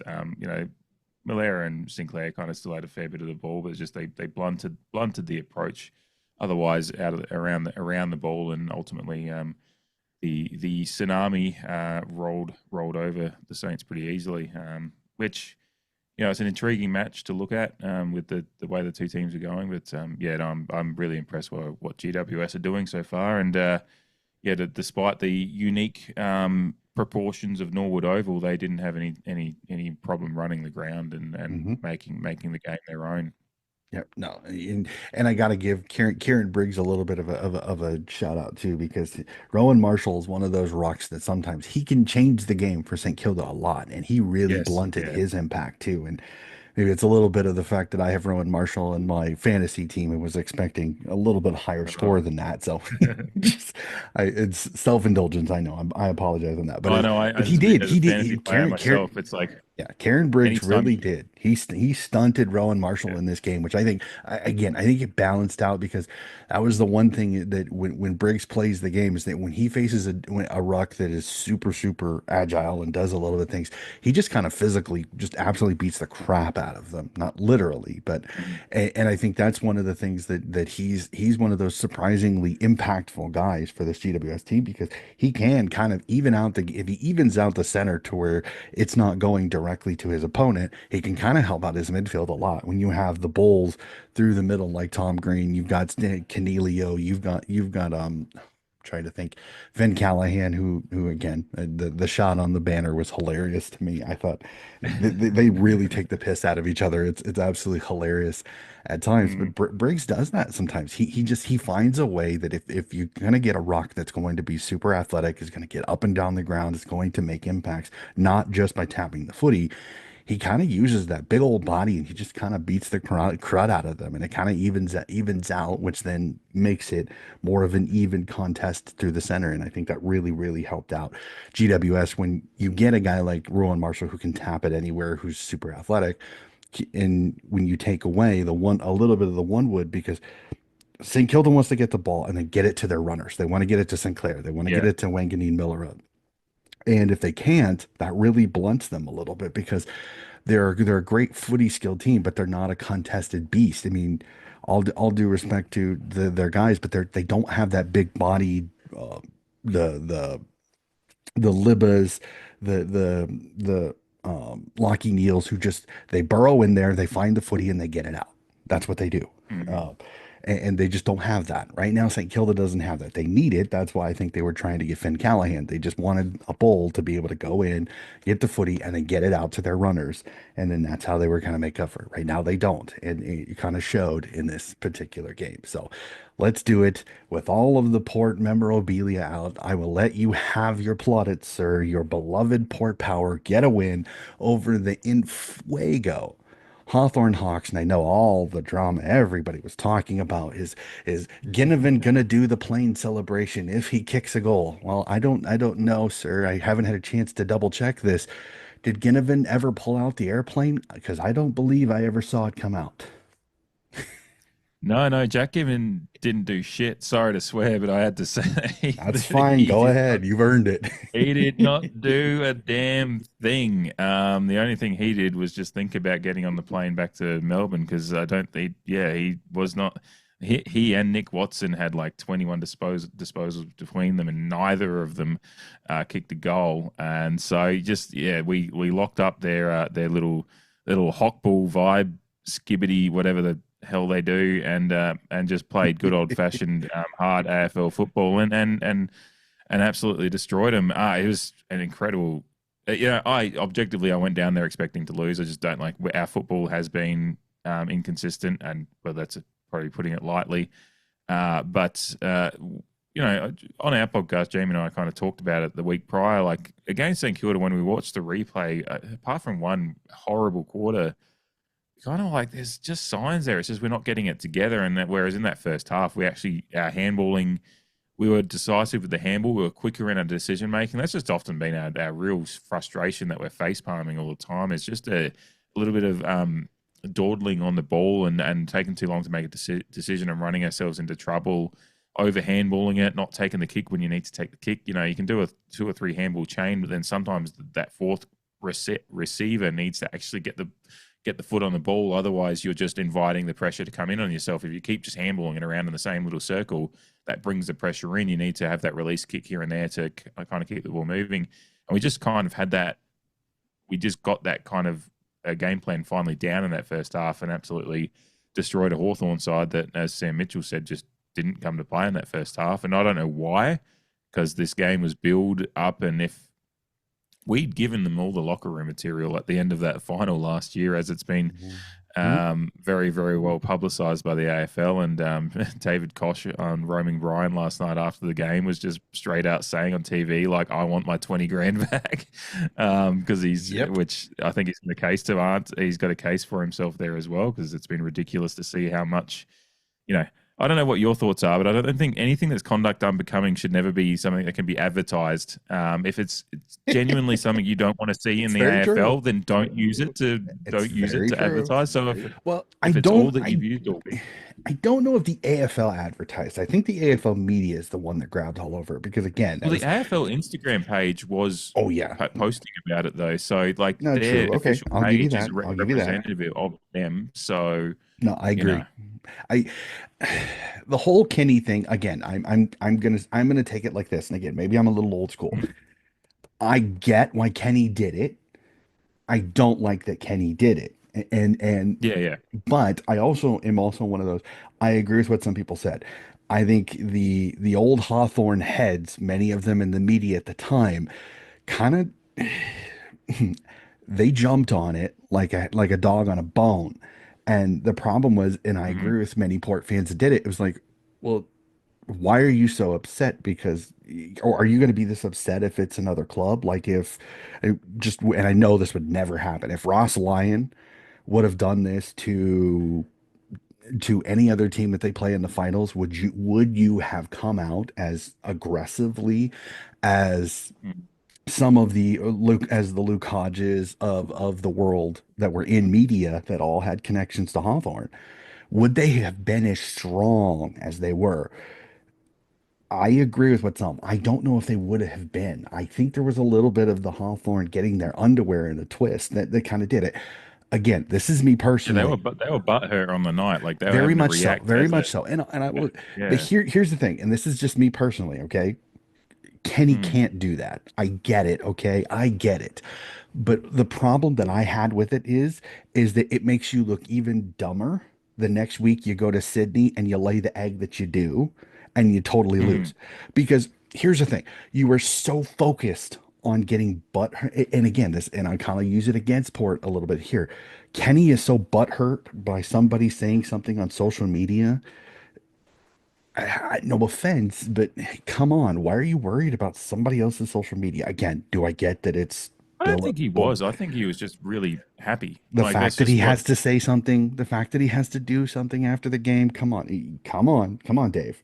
If if any other coach does it, and again, I think Kenny is very, very much beat up. He's a whipping boy on Mm, both sides. I think people outside of Port Adelaide whip on him because he hasn't accomplished what I think many people thought he might because of his record, and even some Port Adelaide fans whip on the guy for that same particular fact. I think Kenny's a little bit of a whipping boy. He takes a lot for what he's accomplished. Again, has he accomplished everything that he probably should have? No. And I think most Port fans will agree with me on that one. You should have at oh least yeah, one no. grand final appearance of those 2 or 3 years where Mm, you got to preliminary finals and you stumbled over the end line. Okay, it just happened. But mm, again, the fact that he's got to say something for a social media post that is really meaningless. Again, I understand it's billboard material. I get it. But come on. I mean, come on. You're the head coach of a very storied club in South Australia. You can't get so butthurt by a comment on social media to two friends that have known each other for several years. They both played at Collingwood together. I get it. Okay. Again, do I think the stink that was put up on it, was it a little over the top? Absolutely. But do I Mm, get why some of them said it? Yes, but it just looks bad because of the messengers. Like if it was a Joey Montana, if it was a David King, if it was a I can't say Dermot Brereton because Dermot Brereton's also Hawthorne as well. If it was not that his opinion matters at all, a Wayne Carey. If it's somebody like that that does not have skin in the game because they played for the team that had the whole thing happen to them, then I maybe take it a little more seriously. But it's the fact that it was all these former Hawks that were saying most of this stuff. It's like you guys don't get it. It doesn't look good because it looks self-serving. It looks like you're hurt. You got your feelings hurt, ruffled even because your club got beat and the coach decided to take a shot at a player. Again, does the age of the coach and the player make a big difference? I don't think it really should. But again, do I went through this so many times with a few people. I don't like it. I didn't like it. I thought, come on, be graceful in winning. I understand that he hurt your feelings, but move on. You've got a game against Sydney the next week, and you look like you're so focused on something that's just so meaningless. And I think they made a mountain out of a molehill on both sides. And I agree with you. If the AFL is going to use this to prepare the game, why didn't Kenny get he's never going to see that money back because that money probably went to a charity. So he's never going to see it back. mm, Kanshi's just taking time to pull the proverbial string from the AFL a little bit, which I don't mind because hey, sometimes the AFL needs to be told they're not as perfect as they think they are. That's just yeah. honest to God truth on that one. So, again, Port were Mm, fantastic. I could not believe my eyes as I was watching that because I was like, seriously, what am I watching? Like, it just did not make any sense. Not the way the Hawthorn was playing this year. And Port, again, have been kind of Jekyll and Hyde. They have one great game, they have one, not so much. And that's kind of the way their season has been. And we'll discuss that just a little bit more in the burning questions because I'm really interested as a Port fan. What form should I believe? Because I'm still kind of yeah. not 100% sure on that one. So that is all 9 games covered. Again, I love you, Dave. I will be honest with a lot of people. I didn't like it. I just think coaches gotta be you're the leader of the group. You can't do that. Mm, I get it. Totally get it. But for me personally, you've got to be the leader. You've got to show class when winning. You've got to be humble in defeat. And I just think Kenny didn't do it. I think Kenny's a much better coach than many people are giving him credit, but it's only because mm, he hasn't gotten the accomplishments. I think he probably should have, even though the groups haven't been as talented as some of the teams that he's played. I just think he's fallen short in a few areas. I think that's also why the AFL media has fun with this whole coaching waiting, the coaching, the whole coaching thing, because every time Port loses, well, is Carr taking over? Or are they going to let him go? Are they going to let Carr come in? And it's just very, very frustrating because Kashi is as stubborn as a as a mule. He's not going to do anything he doesn't want to. And Kenny's definitely not just going to go, yeah, I agree with you guys. I'm going to go. Bye. No, that's not the way yeah. it's going to go. Carr is going to be there no matter what happens. Mm. I honestly think Kenny's going to get through the season. That's just the way it's going to go. We need the media need to stop doing it, but they I got to think it have would. their storylines. Yeah, I think it would if it like if there was a real pit that we came into and at halfway, then maybe you it would and it would. I think it would still come down to Kenny's decision if he just I decided that agree. he's lost. Yeah. Speaking of car, I just wanted to make a note on the game too. The move for Rosie going to halfback and kind Brilliant. of reinvigorating the midfield mix because we've talked about over the last few weeks. Just we've got such a talented plethora of guys that we just haven't got the mix right. And there's a few people have called for it on social media, and not that social media is doing the coaching, but they've said Josh Josh Carr coaching Connor Rosie at North Adelaide a few years back when Rosie was coming through the Sandful system. He played off a halfback and played really good footy, and he does have that because an underrated part of it, because a lot of people that don't watch footy well enough think Connor Rosie's soft. He's actually a really good. He applies pressure and applies defensive pressure when he's in that kind of halfback zone and plays really good footy down there. And he kind of just this game set up the platform for him to have a really good captain's game in front of the AFL world too. I was really impressed with what he did to kind of lay the groundwork. And then Jason Horne-Francis is a goddamn freak. Zach Butters, second week back after a few weeks off from the preseason with a little knee niggle and clean out. The three-headed monster that the Connor Rosie, Horne-Francis, Zach Butters kind of trio can be for the side was on show in this one. Just a real mix of skill and grunt and everything in between. Obviously, lots of jumper punching in this one, and Butters and Horne-Francis were right in the thick of it. And I'm surprised by it. I don't think I've seen Butters get a fine out of this one, which I'm very surprised. Hmm. But yeah, maybe they've just let a few go. There wasn't anything too untoward. Probably the moment it looked like it could boil over was when Willie Rioli showed the ball to CJ. But I absolutely rated that. That happened. Jamie and I were standing on the hill, like right in front of the scoreboard, so that kind of happened right in front of me. Hmm. And yeah, that was yeah, an incredible moment to just be a part of. Just watching him blam that ball straight over the Moreton Bay Figs at the end there, and then we're kind of cheering because we've seen him. I saw it live happen. I was like watching and saw him show the ball. I was like, oh, I love that little bit of flair and niggle. And then next thing, Willie Rioli's lining up for another goal, and I've just turned to Jamie and gone, oh, did we just get the double goal? Like the no Hmm. time off the clock double goal? And I was just like, oh, this is just perfect because right before that, as we were talking about earlier, the squeaky bum time had really been starting to hit when they got it down to 22 points and it was 8 minutes or so to go. And obviously, us at the ground don't have the countdown clock, so we're kind of just. I was figuring that out from hearing conversations around of people who were jumping on their phones and checking the feed on the phones, and there was a lot of time on the clock for a Hawthorn team that was charging. But Hmm. yeah, Sam Pepper obviously kicked one before that, but then Willie Rioli getting the double goal with and again it was a really ingenious pass, but Zach Butters over the head handball that kind of opened up that little foray forward for Willie Rioli to kick that one. It was just kind of summed up the night of what Port were doing with their ball movement and ball use. Just getting, I think it was Boak that kind of just hack kicked it out from the centre clearance and from the Sam Powell goal, and it just came straight down. And a couple of nice handballs, and Willie Rioli's putting it through the big sticks and getting the antagonistic response that he wanted out of the Hawthorn players. It was a fun moment to be a part of as a fan in the ground. Yeah, and Willie Rioli certainly had some things to say on social media today too about his feelings about Hawthorn as a club. So Yeah, that was yeah, that, no love lost as just as much he's stink on that one.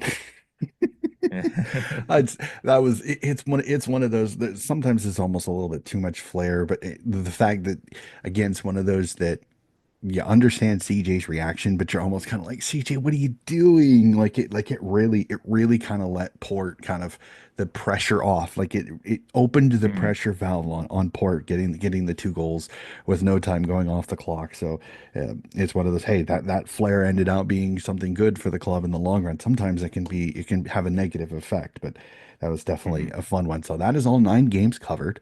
We will jump to the burning questions, and this is going to be a lot, Dave, for you on the fun that was gather round, and then your love for Port Adelaide. So we'll start off.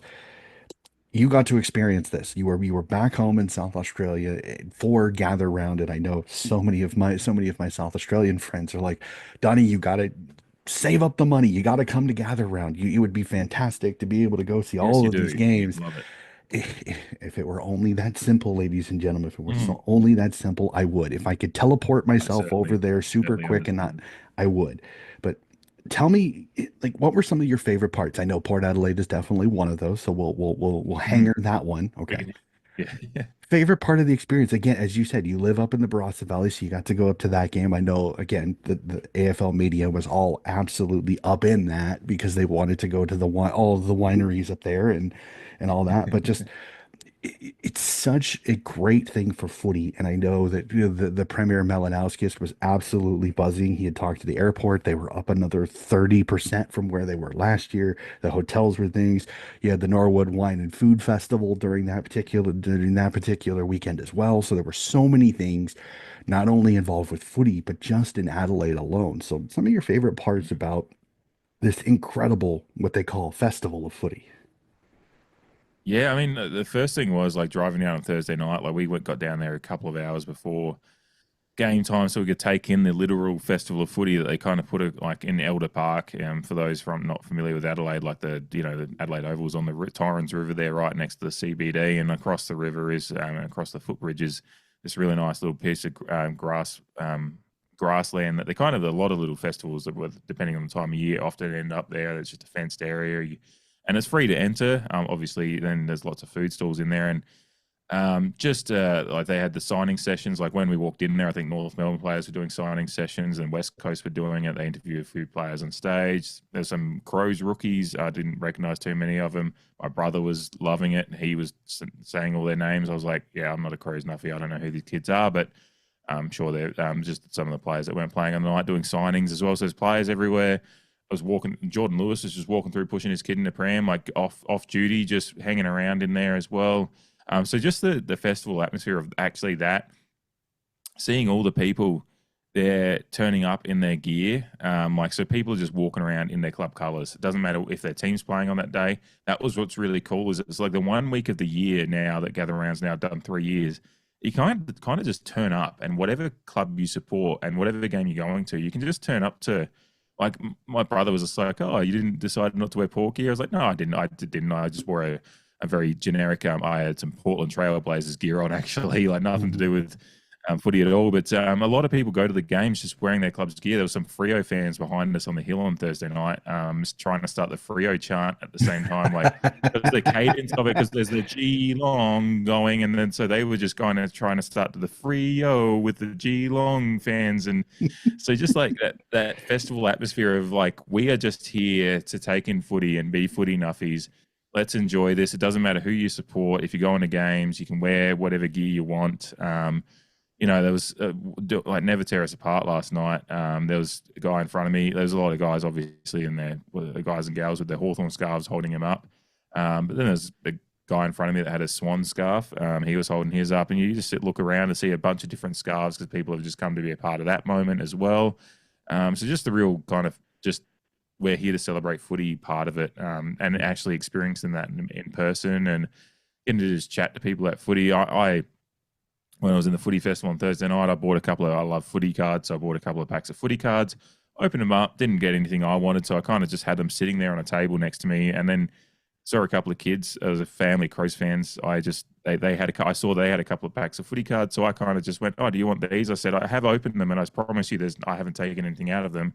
There was a nice numbered card in there and whatever for the card nuffies will know what I'm talking about there. So and the kids were like, once the kid at first was just like, oh, I don't know if I should do, but then the mum was just like, oh no, you love cards, and like then we found out after she just had the stranger danger chat to the kid. So the kid was just like, oh, am I allowed to take the Yeah. cards from this guy? But so yeah, and they kind of really thankful for it, and they were Crows fans, and then my brother goes, oh, he's not too bad for a Port fan, is he? And they're like, oh, you're a Port fan, and then it's just a really nice. So it was a nice moment of just fans, Mhm. different fans that usually are at each other's throats, just enjoying kind of being a part of that. So yeah, and then obviously the footy, just being able to go to 3 AFL games in one weekend with every night ending up sleeping in my own bed was quite nice.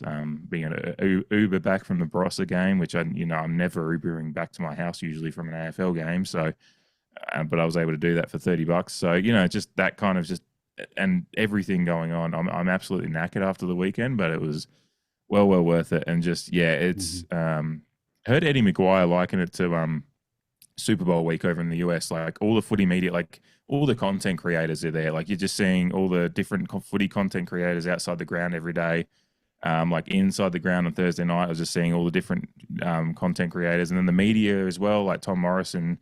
You're just seeing all the guys that you usually see on TV as Melbourne media are there, just around the ground, and all the content creators, like everyone that you see on Instagram or footy media, whatever, you're just seeing in person, just walking past all the time at every game.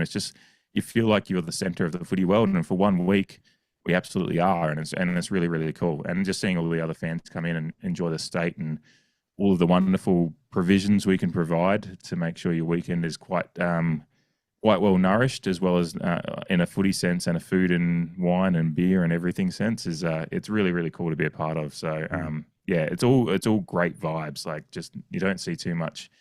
You occasionally see a few fans having a disagreement on the hill or whatever, but most of it was very very good, good energy and good vibes.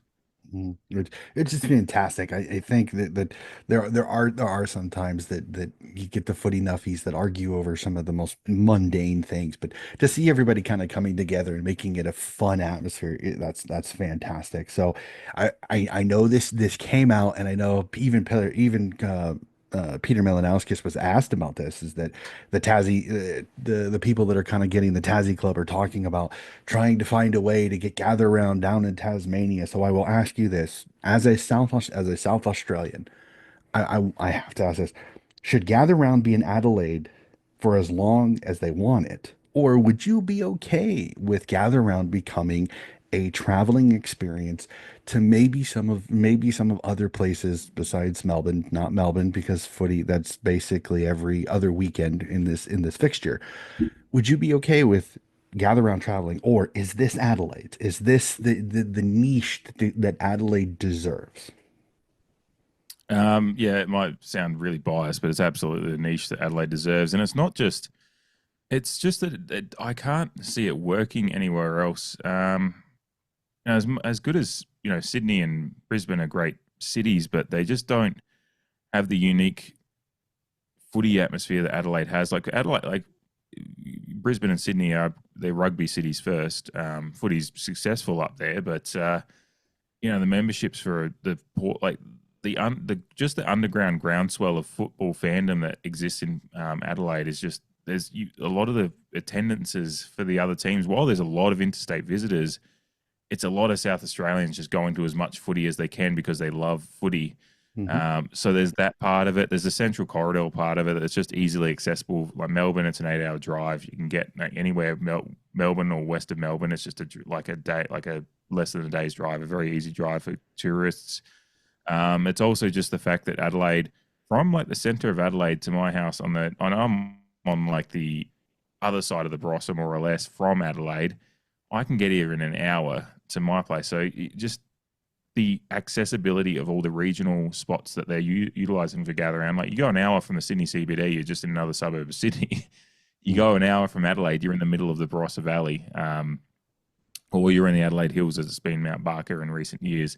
Obviously, we've got the great historic Sandful grounds, which Norwood's taken that, but there'd be, I don't know what the rules are around how they can utilise others. But as much as a Port Adelaide fan I'm more than happy for Norwood to keep having that suburban, because they've got a very unique look and unique ground, so that works. That's very very close to the CBD still, and obviously Norwood with the Food and Wine Festival, and Norwood just being the area it is. So you've got the suburban ground, you've got Adelaide Oval, which is one of the most unique, and whether it be footy or if you talk cricket, you talk to English cricketers or cricketers from around the world, they talk about Adelaide Oval as one of the best cricket stadiums in the world. So as far as so it's got international renowned, and as a footy oval, it's one of the most unique things you can ever see on TV. I mean, you've watched, I don't know what you see it as watching from afar, but you don't have a grassy hill area anywhere else, and you're having that in a 50,000 seater stadium that Or kind of adds that unique fig vibe trees to it. that are heritage listed. Yeah, absolutely. Yeah, No, yeah. Like, 100%. No, yeah. I've, I've said this. I think the AFL honestly could niche three different things and actually cover almost everything when it comes to the league. Um, I've said numerous times, I think opening round should just be round one. And I think what they should do is put the prime time focus on the northern clubs. Like, I know some people were saying, we got to have Richmond Carlton as the first game. No, you don't. You don't. That has been manufactured as the first game. You could do And that game Brisbane. has been half the time as well. Exactly. You This could year's was do one of the first good Yeah, ones, you could but do yeah. Thursday night footy, do Brisbane Geelong, Brisbane Collingwood, Brisbane Essendon, Brisbane Richmond. Okay. Friday night footy be Sydney versus whoever, Melbourne, Collingwood, Hawthorn, who gives a crap. Saturday evening footy could be either GWS or Gold Coast, and then whoever you don't have the Sunday night last game of the round. Or what you could do, and I've even heard this, I think this kind of neutralizes a little bit because of the fact that Adelaide is because of gather round, that I've heard some people will play two games in all of the other interstates. So play Gold Coast and Brisbane would host, Sydney, GWS would host, West Coast and Fremantle would host, Adelaide and Port Adelaide would host, and then you'd have one game between two Melbourne clubs. And I think just to piss off the Melbourne media is play that game down in Geelong. Just so that there's nothing actually in Melbourne. They won't do that. They won't. Oh yeah, no, But there'd be a riot. I get that argument. I get that argument is that you Yeah. play it as round one, but everybody plays, and you basically tell the 10 Victorian teams, hey, you're going on a road trip, no matter what. Mhm. Basically, you tell the 9 Melbourne teams, you're going on a road trip. You're either going to New South Wales, Queensland, Western Australia, South Australia, or Geelong. One of those 9. And I think it would be perfect. It'd be a perfect little out of Victoria. And then round two is you start kind of seeing the influx of games back in Melbourne. And I totally understand that. But honestly, I think it should be that northern states for round one, you have gather round. You got to figure something out for WA. You got to figure something out for WA because they really are the only ones right now that are not kind of being looked at when it comes to interstate. They're the only one that isn't. North Melbourne giving a couple of games to WA. Is that really a prize currently? The way North is playing again, North Melbourne fans, I love you. But that's just, I've even seen a few North fans come up with that particular excuse. They've got to figure out a way to kind of to placate WA a little bit. I love the idea somebody put up, and it's just going to rumble a lot more Victorian and Melbourne fans. But I think honestly, I think WA teams should have an extra home game. Instead of having 11 home games, they should have 12 and make another To Victorian team balance go out out some of there. that travel, those travel numbers that they do Exactly. each year. That's why it's hard to do anything for them, like gather, like because I know the only other state that I think has the footy fandom underbelly that works for carrying gather round is Western Australia, but they just are too far away. They're even like we're the closest major city to them besides that, and it's still a Yeah. over a day's drive to get there essentially, Yeah. and reasonably expensive flights usually. So um, yeah, so yeah, that is I've yeah, it's you want There's to equalize the travel numbers for them. there's a few ways that they could change the fixture. Again, I've heard so many people like, well, it's compromise. Yeah, it's compromise because over half of your teams are in one location. So the Mm. teams that are in that location have a massive advantage. I mean, all you have to do is pull up the kilometers traveled thing and look at 90 most of the time, the 10 lowest amount of traveled teams are the Victorian teams. That's just the way it is because when you have to go to the MCG 8 times in a season, you're not exactly making a lot of travel. So, but then my favorite is they try to make the argument, well, you get a home field advantage. Do you? Because most Victorian teams have traveling fans, so they kind of balance out. And sometimes you have interstate clubs like GWS that when GWS plays at home, unless they're really, really good, which they're starting to get that, um, most of the time the Victorian fans outnumber them. Like I know when Sydney played GWS for a 4 year span, even over in NG Stadium, there were more Swans fans than Giants fans. Same thing with Gold Mm. Coast. When Gold Coast plays Collingwood up in the Gold Coast, you can't tell me Collingwood doesn't outnumber them. So where's the advantage when Oh, your road it is team exactly? So I such a I dumb argument. I The think Collingwood fans saying, "Well, we have to play all these teams, and they don't have it. We don't really have a home field advantage." I'm like, shut up. Oh, it does my head when you in. get extra tickets when you play games at the MCG because of the agreement that you had, I'm sorry, Eddie, you're just wrong. You have an advantage when you play there. No matter if you're the road team or the home team, you're going to get more fans there. That is an advantage, no matter how much you want to sit here and pound the table and make it off like you know what you're talking about, you're still a moron. Yes, Talking you like have an Geelong fans, advantage at the MCG. yeah, That's just the way it like Geelong is. when Geelong got their home final against Richmond at the MCG in the year, I think Richmond won their first grand final, or was it the second? Can't remember, but Geelong never get the benefit of the home field because they always get dragged up the MCG for the big games, and Well, here's the that thing. one That's that one the ended up that's the more AFL Richmond. doing it. That's the AFL doing it No, because no, the AFL is I trying know to. that is, but it's just like those teams that complain about not having a home field advantage are your Richmonds and Colleges, and I'm like, you always end up with your when if you are good enough to make finals, you end up benefiting from that. So Exactly. don't complain about it during the regular season when you still end up there more anyway. So it's just like Exactly. you will And get I the agree. ultimate benefit for a good enough team. So I mean, and Richmond definitely benefited from that in their dynasty. look at one of the flag favorites, GWS, and they're only going to play at the MCG once this entire year. The next time they'll play at the MCG won't be until the grand final. Think about that. Again, another good bit of GWS, banter from there. Yeah. one game at the MCG, and I know they're an interstate club, so I get it, but one game at the MCG, and the next Mm, time they'll play at the only time they can play at the MCG again is in the finals or in the grand final. That's it. yeah. Come on, Yeah, no. like I get it. The fixture is completely and utterly compromised. That's why I tell most Victorians don't complain about the academy system. You guys get home games at the yin yang. Let the northern clubs develop. Okay, Mm, we have to find a way to appease the WA fans. We got to find that. If we can do that, then I think you can kind of somewhat say that everything is somewhat even. But right now, yeah. WA has that argument. They don't have their little niche thing. Like I said, opening round seems to be have helped the northern clubs. South Australia now has gather round. Just got to find something to appease the WA fans. I think it's definitely possible. So we'll have some fun with this, Dave. As the diehard Port Adelaide supporter that you are, I got to ask this: Mm. what form Hey, should we believe? how could you tell? How could you? I know for the people that are looking at the YouTube video. It's subtle. It's very very subtle.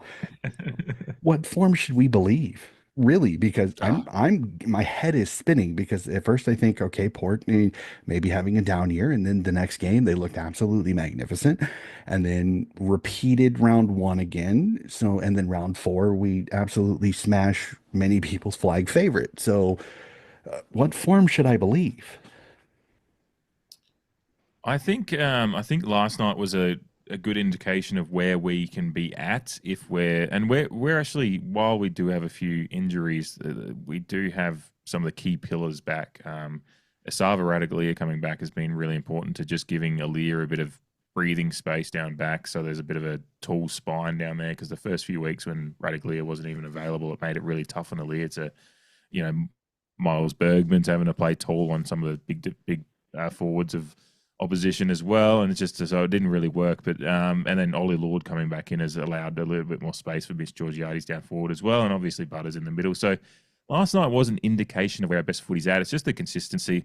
I think my thing is that we should be good enough to be finishing just sneaking into the eight. I don't think we're a top four team this year. I think there's just too many. It's a very tight competition as we saw last year.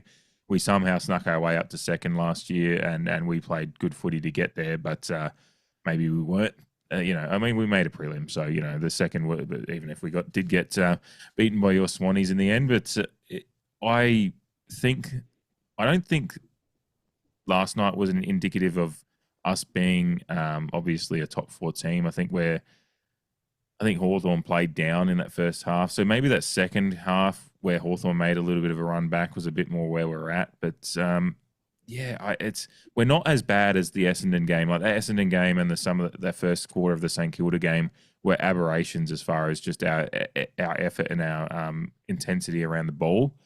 So I think we're a team that can mix it with some of the better teams if we get our game plan right, and it's just all about application. And I just think whether the succession plan stuff has been in the back of some players' minds, I don't know. But yeah, if you're asking me what kind of form to believe, I think don't believe everything you saw last night, but I think if we can keep some fitness in the squad, what last night showed us was that this team is still a lot better than what we've shown so far as well. So we're somewhere in between the worst of what you've seen this year, and that scintillating stuff that we were doing in that first half, that's not going to be sustainable. But and Hawthorn did just not show up for a little while there, but we are a better team than the team that kind of got bent over by Collingwood and ultimately let Essendon run over us as well. We're better than that. I just don't know where exactly we fit, but I think what we showed last night is that we can probably finish in the 8, whether it's just lower down. But we do need to still work on the consistency, because that's what's frustrating for me as a Port fan, having been at the St Kilda game last week as well and watched us wilt in that first quarter, and then we actually played okay to try to claw ourselves back, but we just couldn't get the consistency together, and we'd given St Kilda too much of a platform in that game as well. So yeah, that game showed us a bit, and we kind of took a lot of that forward into the Hawthorn game and actually played really well. So yeah, we're a team that can mix it with some good teams. It's just I don't know exactly where we're at yet, but I wouldn't believe that the Collingwood game was an indication of all of how where this team's at. But I wouldn't say that the first half of Hawthorn was a great indication either. It's just somewhere in between. But if we can keep some fitness about us, we're going to be a little bit better than what some people might have been saying last week as well.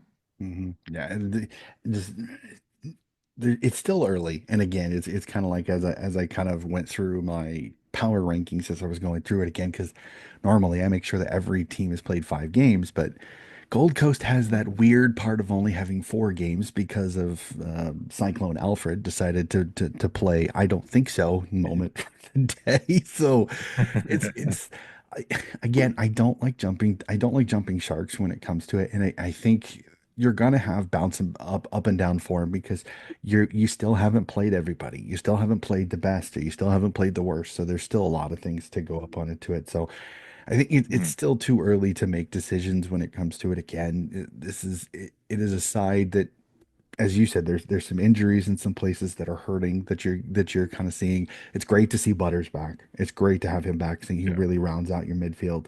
But Him and I'll those be crazy eyes. it'll Did be you see that? fascinating. I didn't. I actually didn't. But Oh, no. he just did celebration at the end of the game last night. He had this crazy eyed look that's it was very, very scary, but also I loved seeing it because I'm like, he's back. Fantastic, fantastic. All right, so we'll jump to the part of the podcast where I take over just the tiniest bit. I'm interested to see what Dave thinks about this. We'll start with the team of the week and then we'll go to the power ranking. So we'll start on the full back line. We have Lockie Bramble of the Western Bulldogs as one of our back pockets. Alex Pierce, yes, ladies and gentlemen, Alex Pierce kicked a goal in this game, and the Fremantle friends, all of them there went absolutely nuts.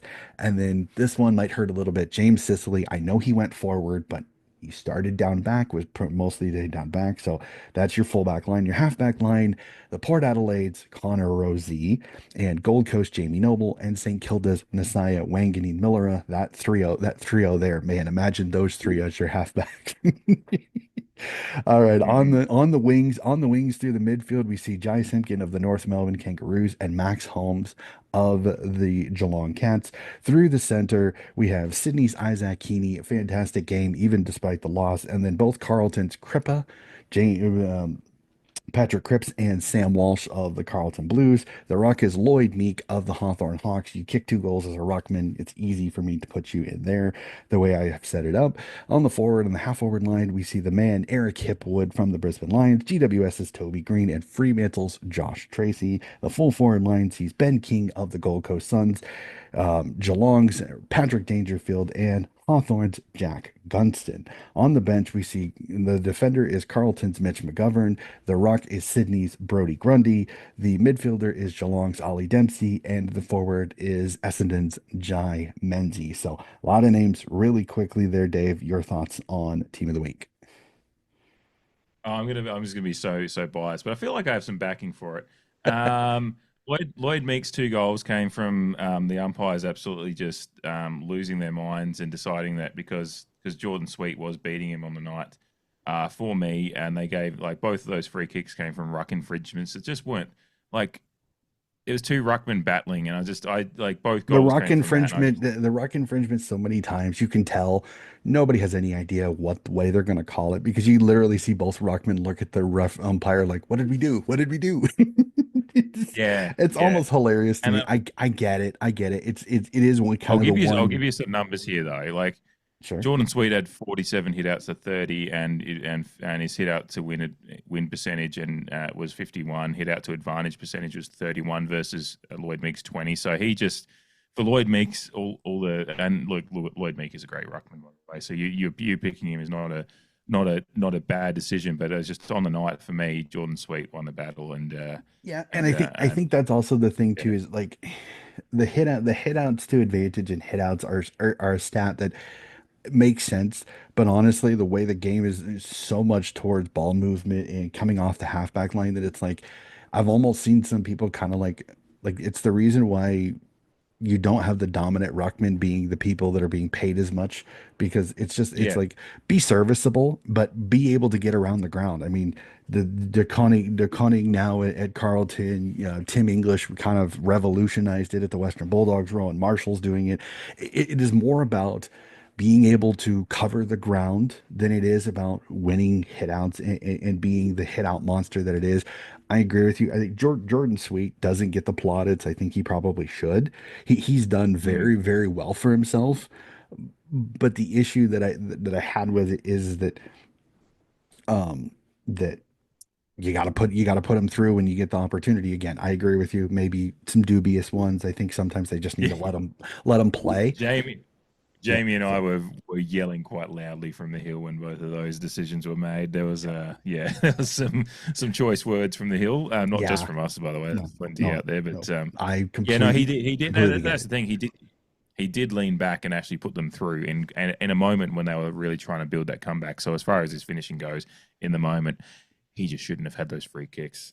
With I my big agree. port Totally, cap totally on. understand. I that's it's one of the um, pet peeves that I have with yeah. the umpiring sometimes is that the ruck infringements make no sense sometimes because I've seen one where they called a holding on a player and literally he was the one that was being manhandled out of the contest. I'm like, Yeah. huh? They Like both just had hold of each other, so it's just like it's a like 50-50, and yeah, if one one I trips because of it, yeah. I love when you hear the umpire sometimes when they have the mic on and open when you Mm, hear both holding go on both holding it's like I love that just they both were yeah. infringing just fucking let it go and it's Yeah, just and I don't think either sometimes they ruckman really really cares unless it's a real egregious one. Like the rucks know what they're getting into, and in that and role, even some of the it's blocking a ones that battle. they call are just stupid like there was no advantage done from that particular thing so I just so I don't know. I think they need to revamp it a little bit, but unfortunately, like I said, the AFL is very good at making change for change's sake. We'll say it that way. So Yeah. let's jump to the power rankings. I love it, Dave. No, I really love when people come with statistics to back up. Like I said, I've had a few on social media. Why are you doing this? You're just a flog. I'm like, yeah, that's a hell of an argument for Oh no, why I was wrong. yeah. It's like You always love that. Oh man, I'm you're not gonna change my mind just because you call me a name. I had one person. It was a Swans fan that came out that talked to me about Chad Warner had like 30 disposals, 8 clearances in a game, and he didn't make it because he had one goal in the game and 4 or 5 others had two. And the person made a great argument. And I said, I love this. And I explained, and he completely understood, respected. But when you come with facts and statistics to back up your argument, then we can have a discussion.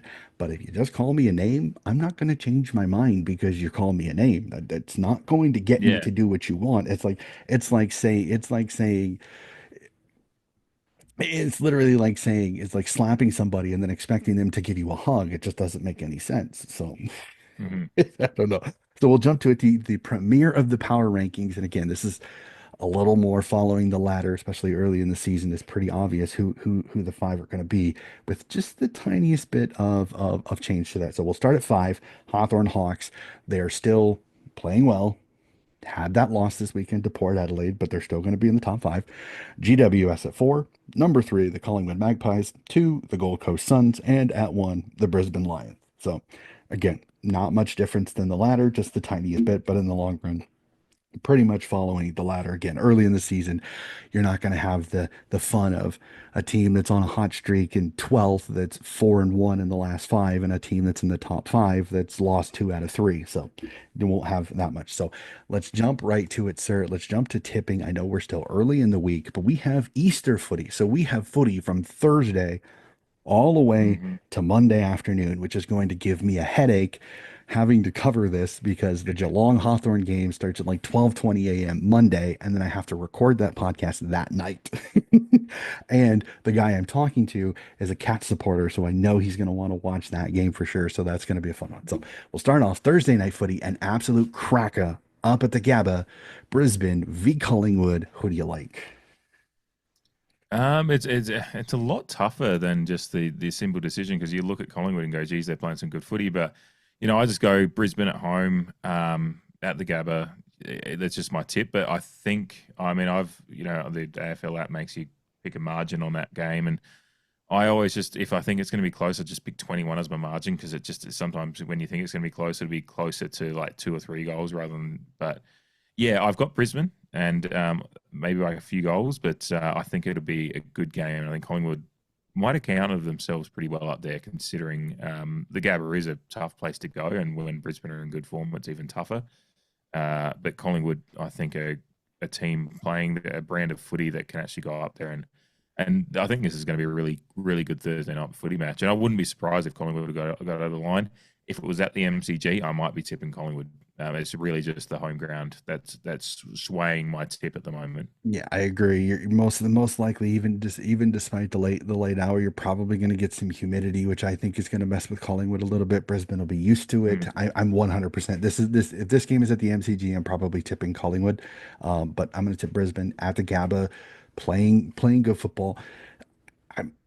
Brisbane cannot go down by more than 20 in this game. They just simply cannot. Because if they do, it Mm. is so hard to come back on Collingwood because they are so good behind the ball. Darcy Moore has that backline clicking right now. So that's going to be Mm. difficult for them to do it. You've got the youngsters, the Ashcroft brothers, Jasper Fletcher, Logan Morris is playing well. Again, can Hipwood back up and not become an apparition in this game? Because he does that sometimes, Yeah. have a Mhm. fantastic game. And then the next game, like I said, Casper the friendly ghost is his best friend because he's invisible. You can't find him. So Brisbane on this one, but this is a cracking game to start off the And round. Dan Houston's still out for this one as well, isn't Yep, he? yep. He isn't Yeah, back until yeah. next round. He That's a got, big, it's a big yep. miss as well. Yeah, that's a loss, especially in this particular game when you have a very and the Lions are just as good defensively behind the ball. You would love to have that raking left foot of Dan Houston for this particular game. So Hundred percent. Friday afternoon footy Marvel Stadium under the lid as North Melbourne plays Carlton. This is an interesting one for me because 2 weeks ago, Same. I'd have tipped North in this. I'd have tipped North in this. But I mean, these two teams have kind of flipped a little bit when it comes to it. No heart, no Harry Mackay, which I think helps North a Mm. little bit, but you've still got Charlie Curnow, you've still got Walsh, Cripps, some of the fantastic talent that is. I'm going to tip Carlton in this one, hoping, crossing my fingers, touching wood, doing anything.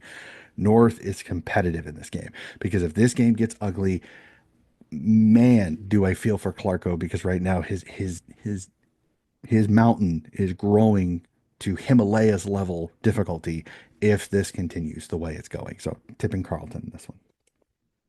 I've actually, because I'm just going off the tips I've already done in my tipping comp. I've tipped North Melbourne because I like to pick an upset here and there where I think it's possible. I don't always go with it because sometimes you just get one of those tipping weeks where it's all just chalk really. But it's Mhm. just like Carlton. It's just so funny how horribly they started the season. I don't think they've been terrible, but they have been shown an inconsistency and a lack of resolve at times. And I North Melbourne did play and outplay Gold Coast for parts of that first half and even into that third quarter when they did find themselves in front for a bit.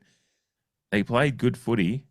Luke Davies-Uniacke has signed on a long-term contract and spurned free Mhm. agency, so that's a big, vibey boost for them as well.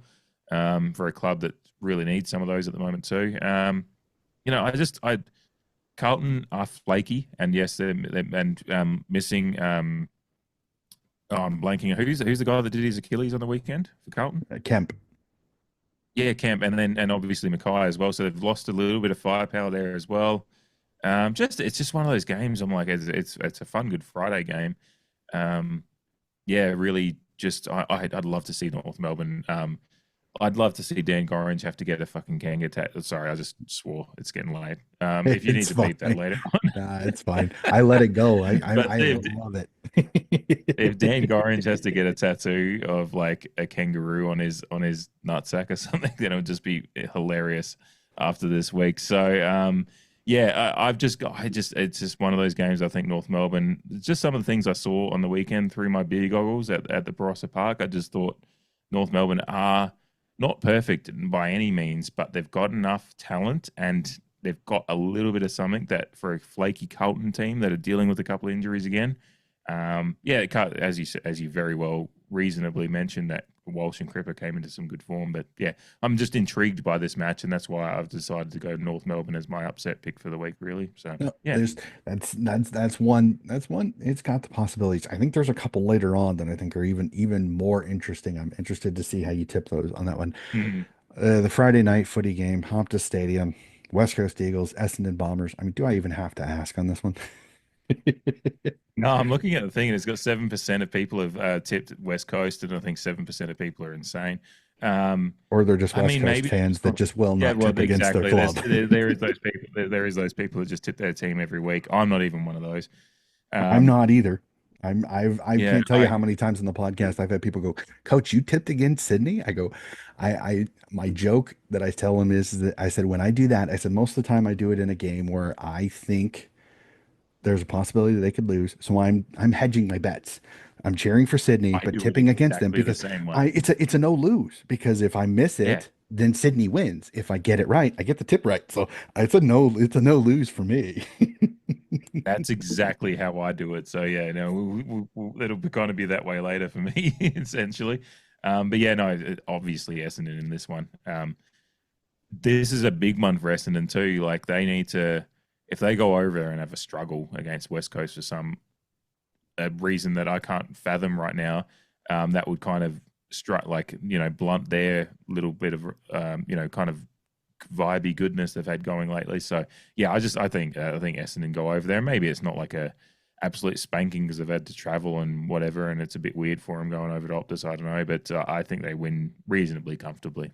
Yeah, I have the Bombers winning. I think being in WA, it's going to be a little bit closer than some people think, but I think Bombers starting to kind of maybe figure it out. Not as dangerous as Mhm. not as dangerous an offensive side, so maybe their defense Yeah, gets a bye round for 1 week. So it'll be fascinating on that one. But I think Essendon, yeah. what they have is going to They're getting hurt. some players back too. I Exactly. think so. They're starting to get fitter. Exactly. Yep. So a fun one at MCG. I'm interested what the final score is going to be because both teams at their time can have moments of not being able to score very well. Melbourne versus the Fremantle Dockers. I'm tipping the Dockers in this one. If this was 2 years ago, I would tip Melbourne and tip Melbourne easily. But again, I've watched Melbourne for the last 2 years capitulate and capitulate hard. So Dockers for me. Yeah, no, I've gone with FREO as well. FREO is a weird one because they can go to Melbourne and really fall on their butts sometimes when they're not expected to. But I just think this Melbourne team is just in far too much of a funk to provide an issue for FREO, and I think FREO is starting to figure some things out as well. So I think even if it's not an absolute spanking, that maybe it should be FREO's really firing. It'll just be they'll just kind of. I just don't think it'll be a good game. It'll just be they kind of just slowly edge away as the game goes on. There won't be any Mhm. fireworks or anything like that. Love to be surprised and have it be a classic, but I don't think that's going to be the case. So yeah, Yeah, and FREO the for me as well. And the sad part about it is this is that's my Friday night game. Man, I'm gonna be put to Yeah. sleep by that one. I love you Fremantle, I love you Melbourne, but I mean I that's gonna be like NyQuil for me. I think that's probably gonna put me to bed if Yeah. if the game is like you're talking about. So a fun Yeah. one, Adelaide Oval. I'm interested in this and more is because normally I don't pay attention to this, but I can't not look at it. Adelaide by the betters is the favorite against Hmm. GWS at the Adelaide Oval. This is was not expecting that, especially as good as GWS were against St. Kilda. Again, different ground. I know. But I'm fascinated on this. But I'm with the betters actually. I'm tipping Adelaide. I think the Crows, they took their medicine against GWS, against Geelong. I think they find a way. Sam Taylor can't guard all three of the talls. And really, after Sam Taylor, there's advantages for Fogarty, for Tex, depending, because most likely Taylor's going to get Philthorpe unless they decide to move Taylor on to Fogarty, which Philthorpe then Mhm. has a field day because Connor Iden will have to go on him, and that's a huge disadvantage. I think Adelaide capitalizes on that. The fun part, can Adelaide be good enough defensively to keep the tsunami from going? I think they can. I think Geelong's beating them last week, I think focuses this Crows team, and I think it helps them out in this one. I tip in the Crows in an upset for me personally, because I think GWS is the better team, but I think the Crows at home get the win, Yeah. This is one of those ones in that situation, like with our own team. I pick Adelaide when it's a 50-50 because then if they win, then I get the tip. If they especially lose, at then I get the home. fun. Yeah. But if Especially at they home. lose, then I get the fun of them losing. So, yeah, I've gone with Adelaide. I wouldn't be surprised. Like Adelaide, part of their early season success, which we didn't touch on before, but has been Josh Rochelli's really come into the season in good form Yep. and had a good Yep. preseason after an indifferent year last year for him. He had some highlights last year, but some issues Some low lights around. too, just as big. Yeah, yeah, absolutely. So, and he's out for a few weeks at the moment, and he was missed last week because it kind of and Rankin, though coming back, he was kind of a late confirmed decision for Hmm. the Geelong Yep. game. He played okay, kicked a couple of goals, but I don't think he had the cut and thrust that he might have otherwise would have hoped to have had. And so missing the tandem of Rankin and Rochelle kind of running through midfield as well as being really dangerous up forward has been a good foil for their tools. So it'll be interesting to see how because I think their forward line, as good as it is, was just a little bit found out last week as far as just Thilthorpe didn't have a great game against Geelong. It was quite quiet. Fogarty got off the chain for one quarter. So yeah, GWS, if they can kind of overpower him in the middle and get that tsunami going, it might be a little bit. Crows have still got some good ball movement, but yeah, It's the fact that Crows are slight favourites is a really big moment for them because they've probably not been slight favourites against a team that's premiership fancy for a long time. Um, and the betting line shows that it really is just a pick 'em because it's so close that the money's going to Adelaide because they're the underdog as far as premiership fancies go, and but their form has shown they're a good team. So it's going to be a great match. 3:45 at Adelaide Oval. The weather's cooling down towards the end of this week, so it'll be great. Just proper autumn footy weather at Adelaide Oval as well, which will help the game, I think. Yeah, I picked the Crows because if they win, I get the tip. If they lose, I don't get the tip, but I get the joy of the Crows losing, which as a Port fan is what I like. Yeah, so it's a win-win for me, really. But It's it's going to funny. be objectively as a footy fan, it's going to be a really good spectacle of footy, I think, because both teams are going in reasonable form, and there's no reason that this shouldn't be a good game, a good Yeah. battle. No, I think it's going to be fantastic. Like I said, can I get through the NyQuil of that because it starts 1:15 a.m. my time on Saturday morning. I may try to stay up to watch this one because I think that's going to be an incredibly good game. And then kind of somewhat of a letdown as the main event of Saturday night footy is Richmond at Marvel Stadium, which thankfully no Dimma, so they don't have to worry about the complaining of the short trip to Marvel, face the Gold Coast Suns. I mean, But Suns. it is very funny that Dimmer is coaching the Suns against Richmond at Exactly. Marvel. At So, Marvel, it's hilarious thinking yeah, about it. I know you talked to him too. Is Craig Wessels up here just yeah. absolutely has so much fun with that, like the croc infested waters from Putt Road to Marvel. It was, I think it's eight kilometers, something to that effect. It's a very very dangerous trip that I one. know. No, it's Yeah. Gold Coast for me. They should be too good. I mean, like I said, Dan Rioli, Jamie Noble have been perfect additions to their halfback line, which I think has really opened up letting Anderson, Miller, Rowell, and that star-studded midfield, which Jared Witz again is the most underrated ruckman in my personal Mm. opinion in the He's incredible. competition Yeah. because he does what he needs to do. He's so quiet about it, but he does what he needs to do to get his guys first to the footy, and that is with the talent and the superstar talent that he has around him. He does his job like a good ruckman should do. I love it. Gold Coast for me. It'll be fun to watch Wits versus Nank. That's a fun matchup because those are two big boys. So a couple of big bulls going at it. It's gonna be a lot of fun. Sun's just a little bit too much talent, too much depth overall against a young Richmond side. So I have the Suns in this one. Yeah, yeah. So do I, and I see no reason that they shouldn't be winning by a reasonable margin. And yeah, the sports betting, obviously gamble responsibly, but yeah, the sports betting over here in Australia has the Suns almost unbackable favourites. Like yeah, it's Mm-hmm. very very 108 long to odds. $8. The one thing about the AFL is they have all the sports betting just underneath. So all right, sir. This Yeah, is going to be fun because our clubs lock horns, and I think we're going to switch I have a feeling we're going to switch jerseys on this because my yeah, tip it's probably because I think this is going to be funny. I'm going to laugh so hard at this one. Sydney yeah. Swans SCG versus Port Adelaide again. Our clubs lock horns again. We banter back and forth whenever they play. It's always fun. It's always respectful because I think we both respect each other's what each other does at their club and everything that they have. I'll let you go first because I have a feeling you're going to tip Sydney and I'm going to tip Port. Yeah, wait, yeah, that is exactly what I've done. I've clicked Sydney because I obviously want Port to win every week, but in a 50-50 or a coin flip kind of game, I'll always pick against Port just so I can get the at least the benefit of the tip. So, and you're asking me last week, I'd be like, absolutely, I'm picking Port. Sydney.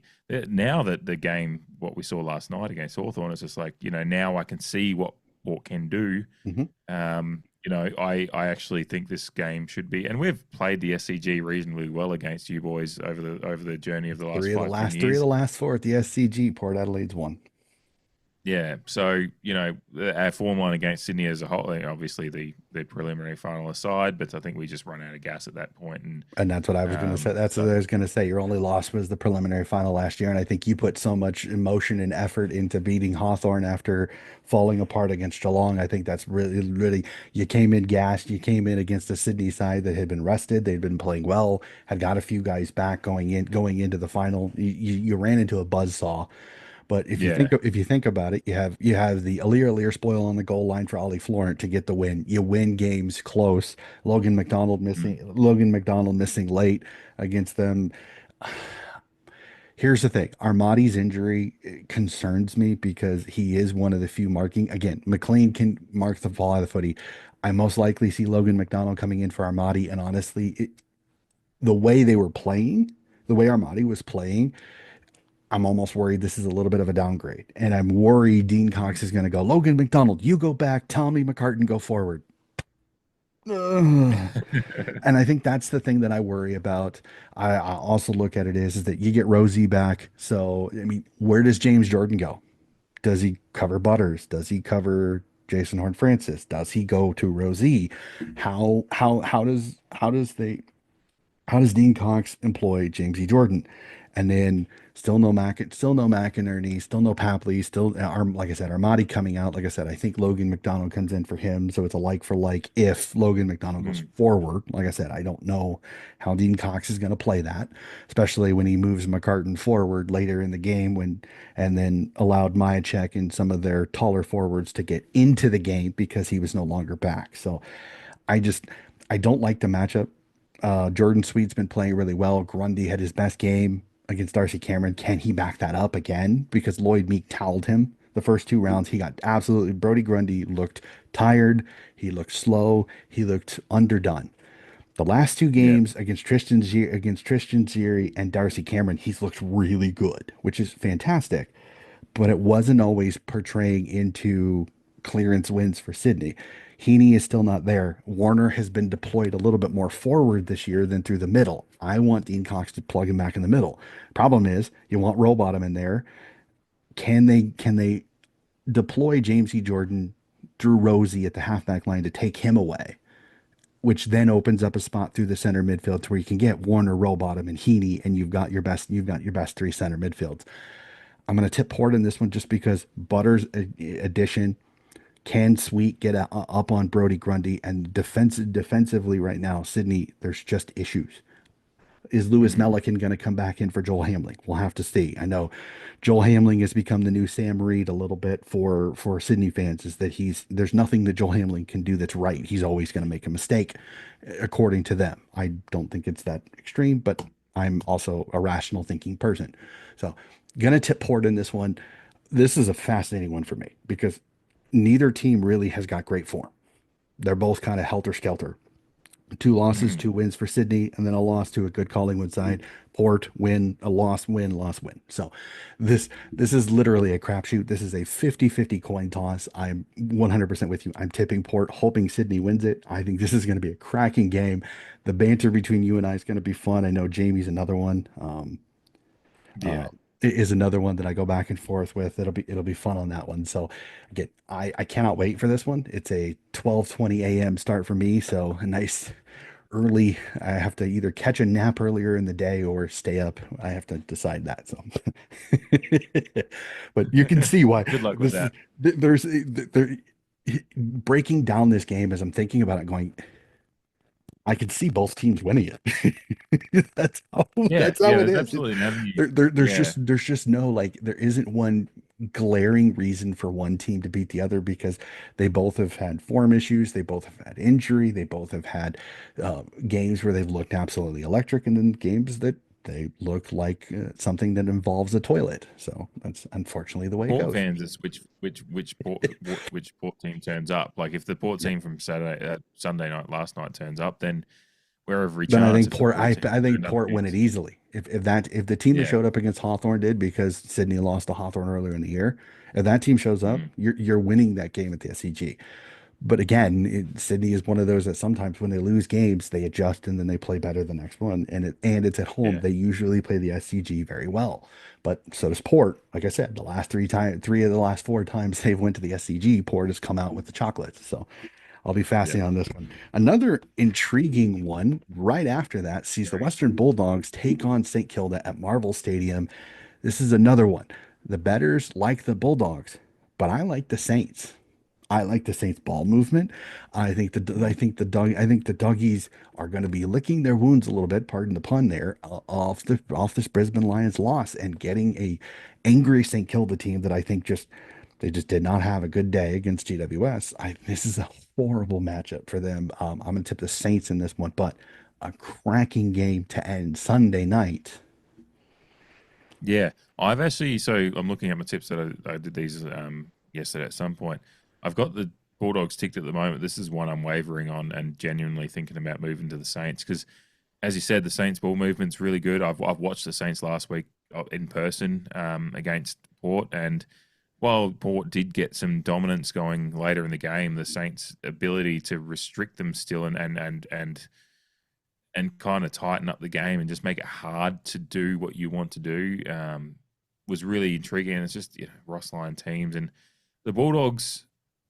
It's kind of tip against them at your peril in games like this because they do play above Hmm. their station at the moment, considering their injuries and stuff. But I just feel like this might be finally the game that St Kilda. And again, it might be. It's still going to be a cracking game. I don't think it'll be a beat down on either side. But I am wavering and thinking about going with the Saints.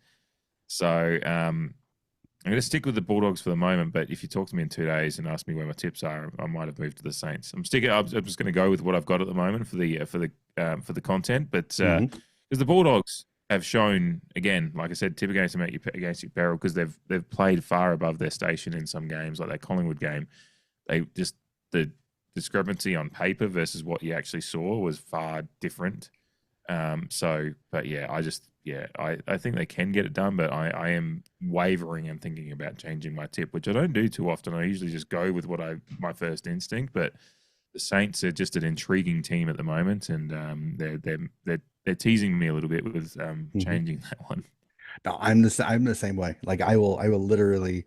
Sunday afternoon for me, like early Monday morning for you guys, I will usually do my tips right then and there, and I just go with it. I literally go off form and I just tip it. And I have done it where I've literally went through the podcast, I've tipped it, and then like literally get to Wednesday and I'm like, I really want to change this tip. And sometimes I do. Very rarely, I try not to just because I want the tips that I put on the podcast to be the ones that I have. But I have Mm, changed. I have changed occasionally, not very much. But this is one of those that it was like I'm the same way. Like I kept tipping against the Bulldogs earlier in the season. They kept winning, and I was like, and then conveniently the week that I tipped them, they lose. So it's the Bulldogs yeah. have been my bogey team this year when You it comes get to those tipping. teams sometimes, you just can't get a read on them. Well, Like, it's because it's it's because really when you tough. think they're going to have a great game, they have a crap game, and when you think they're going to have a crap game, they have a great game. And it's really frustrating Yeah, because you're like sitting here going like you also look at the opponent, and sometimes you overestimate what the opponent can do. It's a fun one. It's literally is the same thing with the Easter Monday game. Like I'm sitting here, yeah. I've bounced back and forth between both Geelong, Hawthorn, MCG. Fun one for me because again. I can see how I can tip both teams. Hawthorn was playing really good football till they played Port.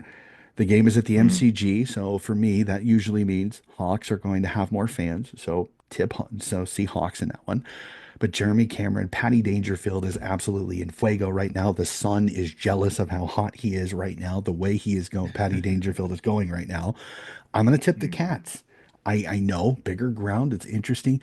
The Cats, I have more faith in the Cats because they have a record of being very good against good teams. This Hawks team, really, when it comes to it, they've been a facelift. They brought in BRIS. They brought in Battle. They started off really well, playing some teams really good. Some adversity starting to strike this Hawks team. How do they respond? I know how the Cats will respond. I don't know how the Hawks will. That's why I'm going to tip the Cats in this yeah. Again, I've got the Hawks one. who I tipped them before. I did these tips before yesterday's game, so it's a really intriguing one too. The sports bet line is as tight as it could be, really. Yeah, Dollar four nine, the cents. dollar 90 versus 4 cents. 4 cents. It's just $1.90 to $1.94. That's it. it's Four. That's one of the closest I've ever seen. Yeah, absolutely. It's a proper pick 'em, and that's really because I think I tipped Hawthorn based on the ground they're playing at. If it was at again, kind of like the game that started the round in Brisbane Brisbane and Collingwood, Collingwood. it Yep. kind of finishes with a game that's purely based on if it was at GMHBA, I'd be probably picking Geelong. It's at the MCG, I'm picking Hawthorn. But yeah, since then, obviously, the concerns from the Hawthorn side that presented themselves last night and how they just didn't turn up in the first half. And while they made inroads in the second half, it's like they've got some decisions to make. The loss of Will Day has clearly changed how they're moving in the midfield. Like just taking a big key part of their class out of the middle of the ground. James Sicily is a really interesting one because he got beaten a bit down back last night, but then once they threw him down forward, he provided a problem. So it's just like, what do you do with your really great swingman, um, who I just loved booing last night. But yeah, it's Hawthorn have got some decisions to make in this week. Luckily, they've got like an 8-day break to the game essentially, but yeah, they've got and Geelong obviously have an even longer break, being that they played the Thursday of the gather round. But yeah, it's a really interesting one. I picked Hawthorn based on the fact they're at the MCG, and again before last night, I thought they were going to have a reasonable game as well. Still think they've got there's going to be a cracker of a game. I am. It's probably another one I'm wavering on a little bit, but I'll stick with Hawthorn at the moment.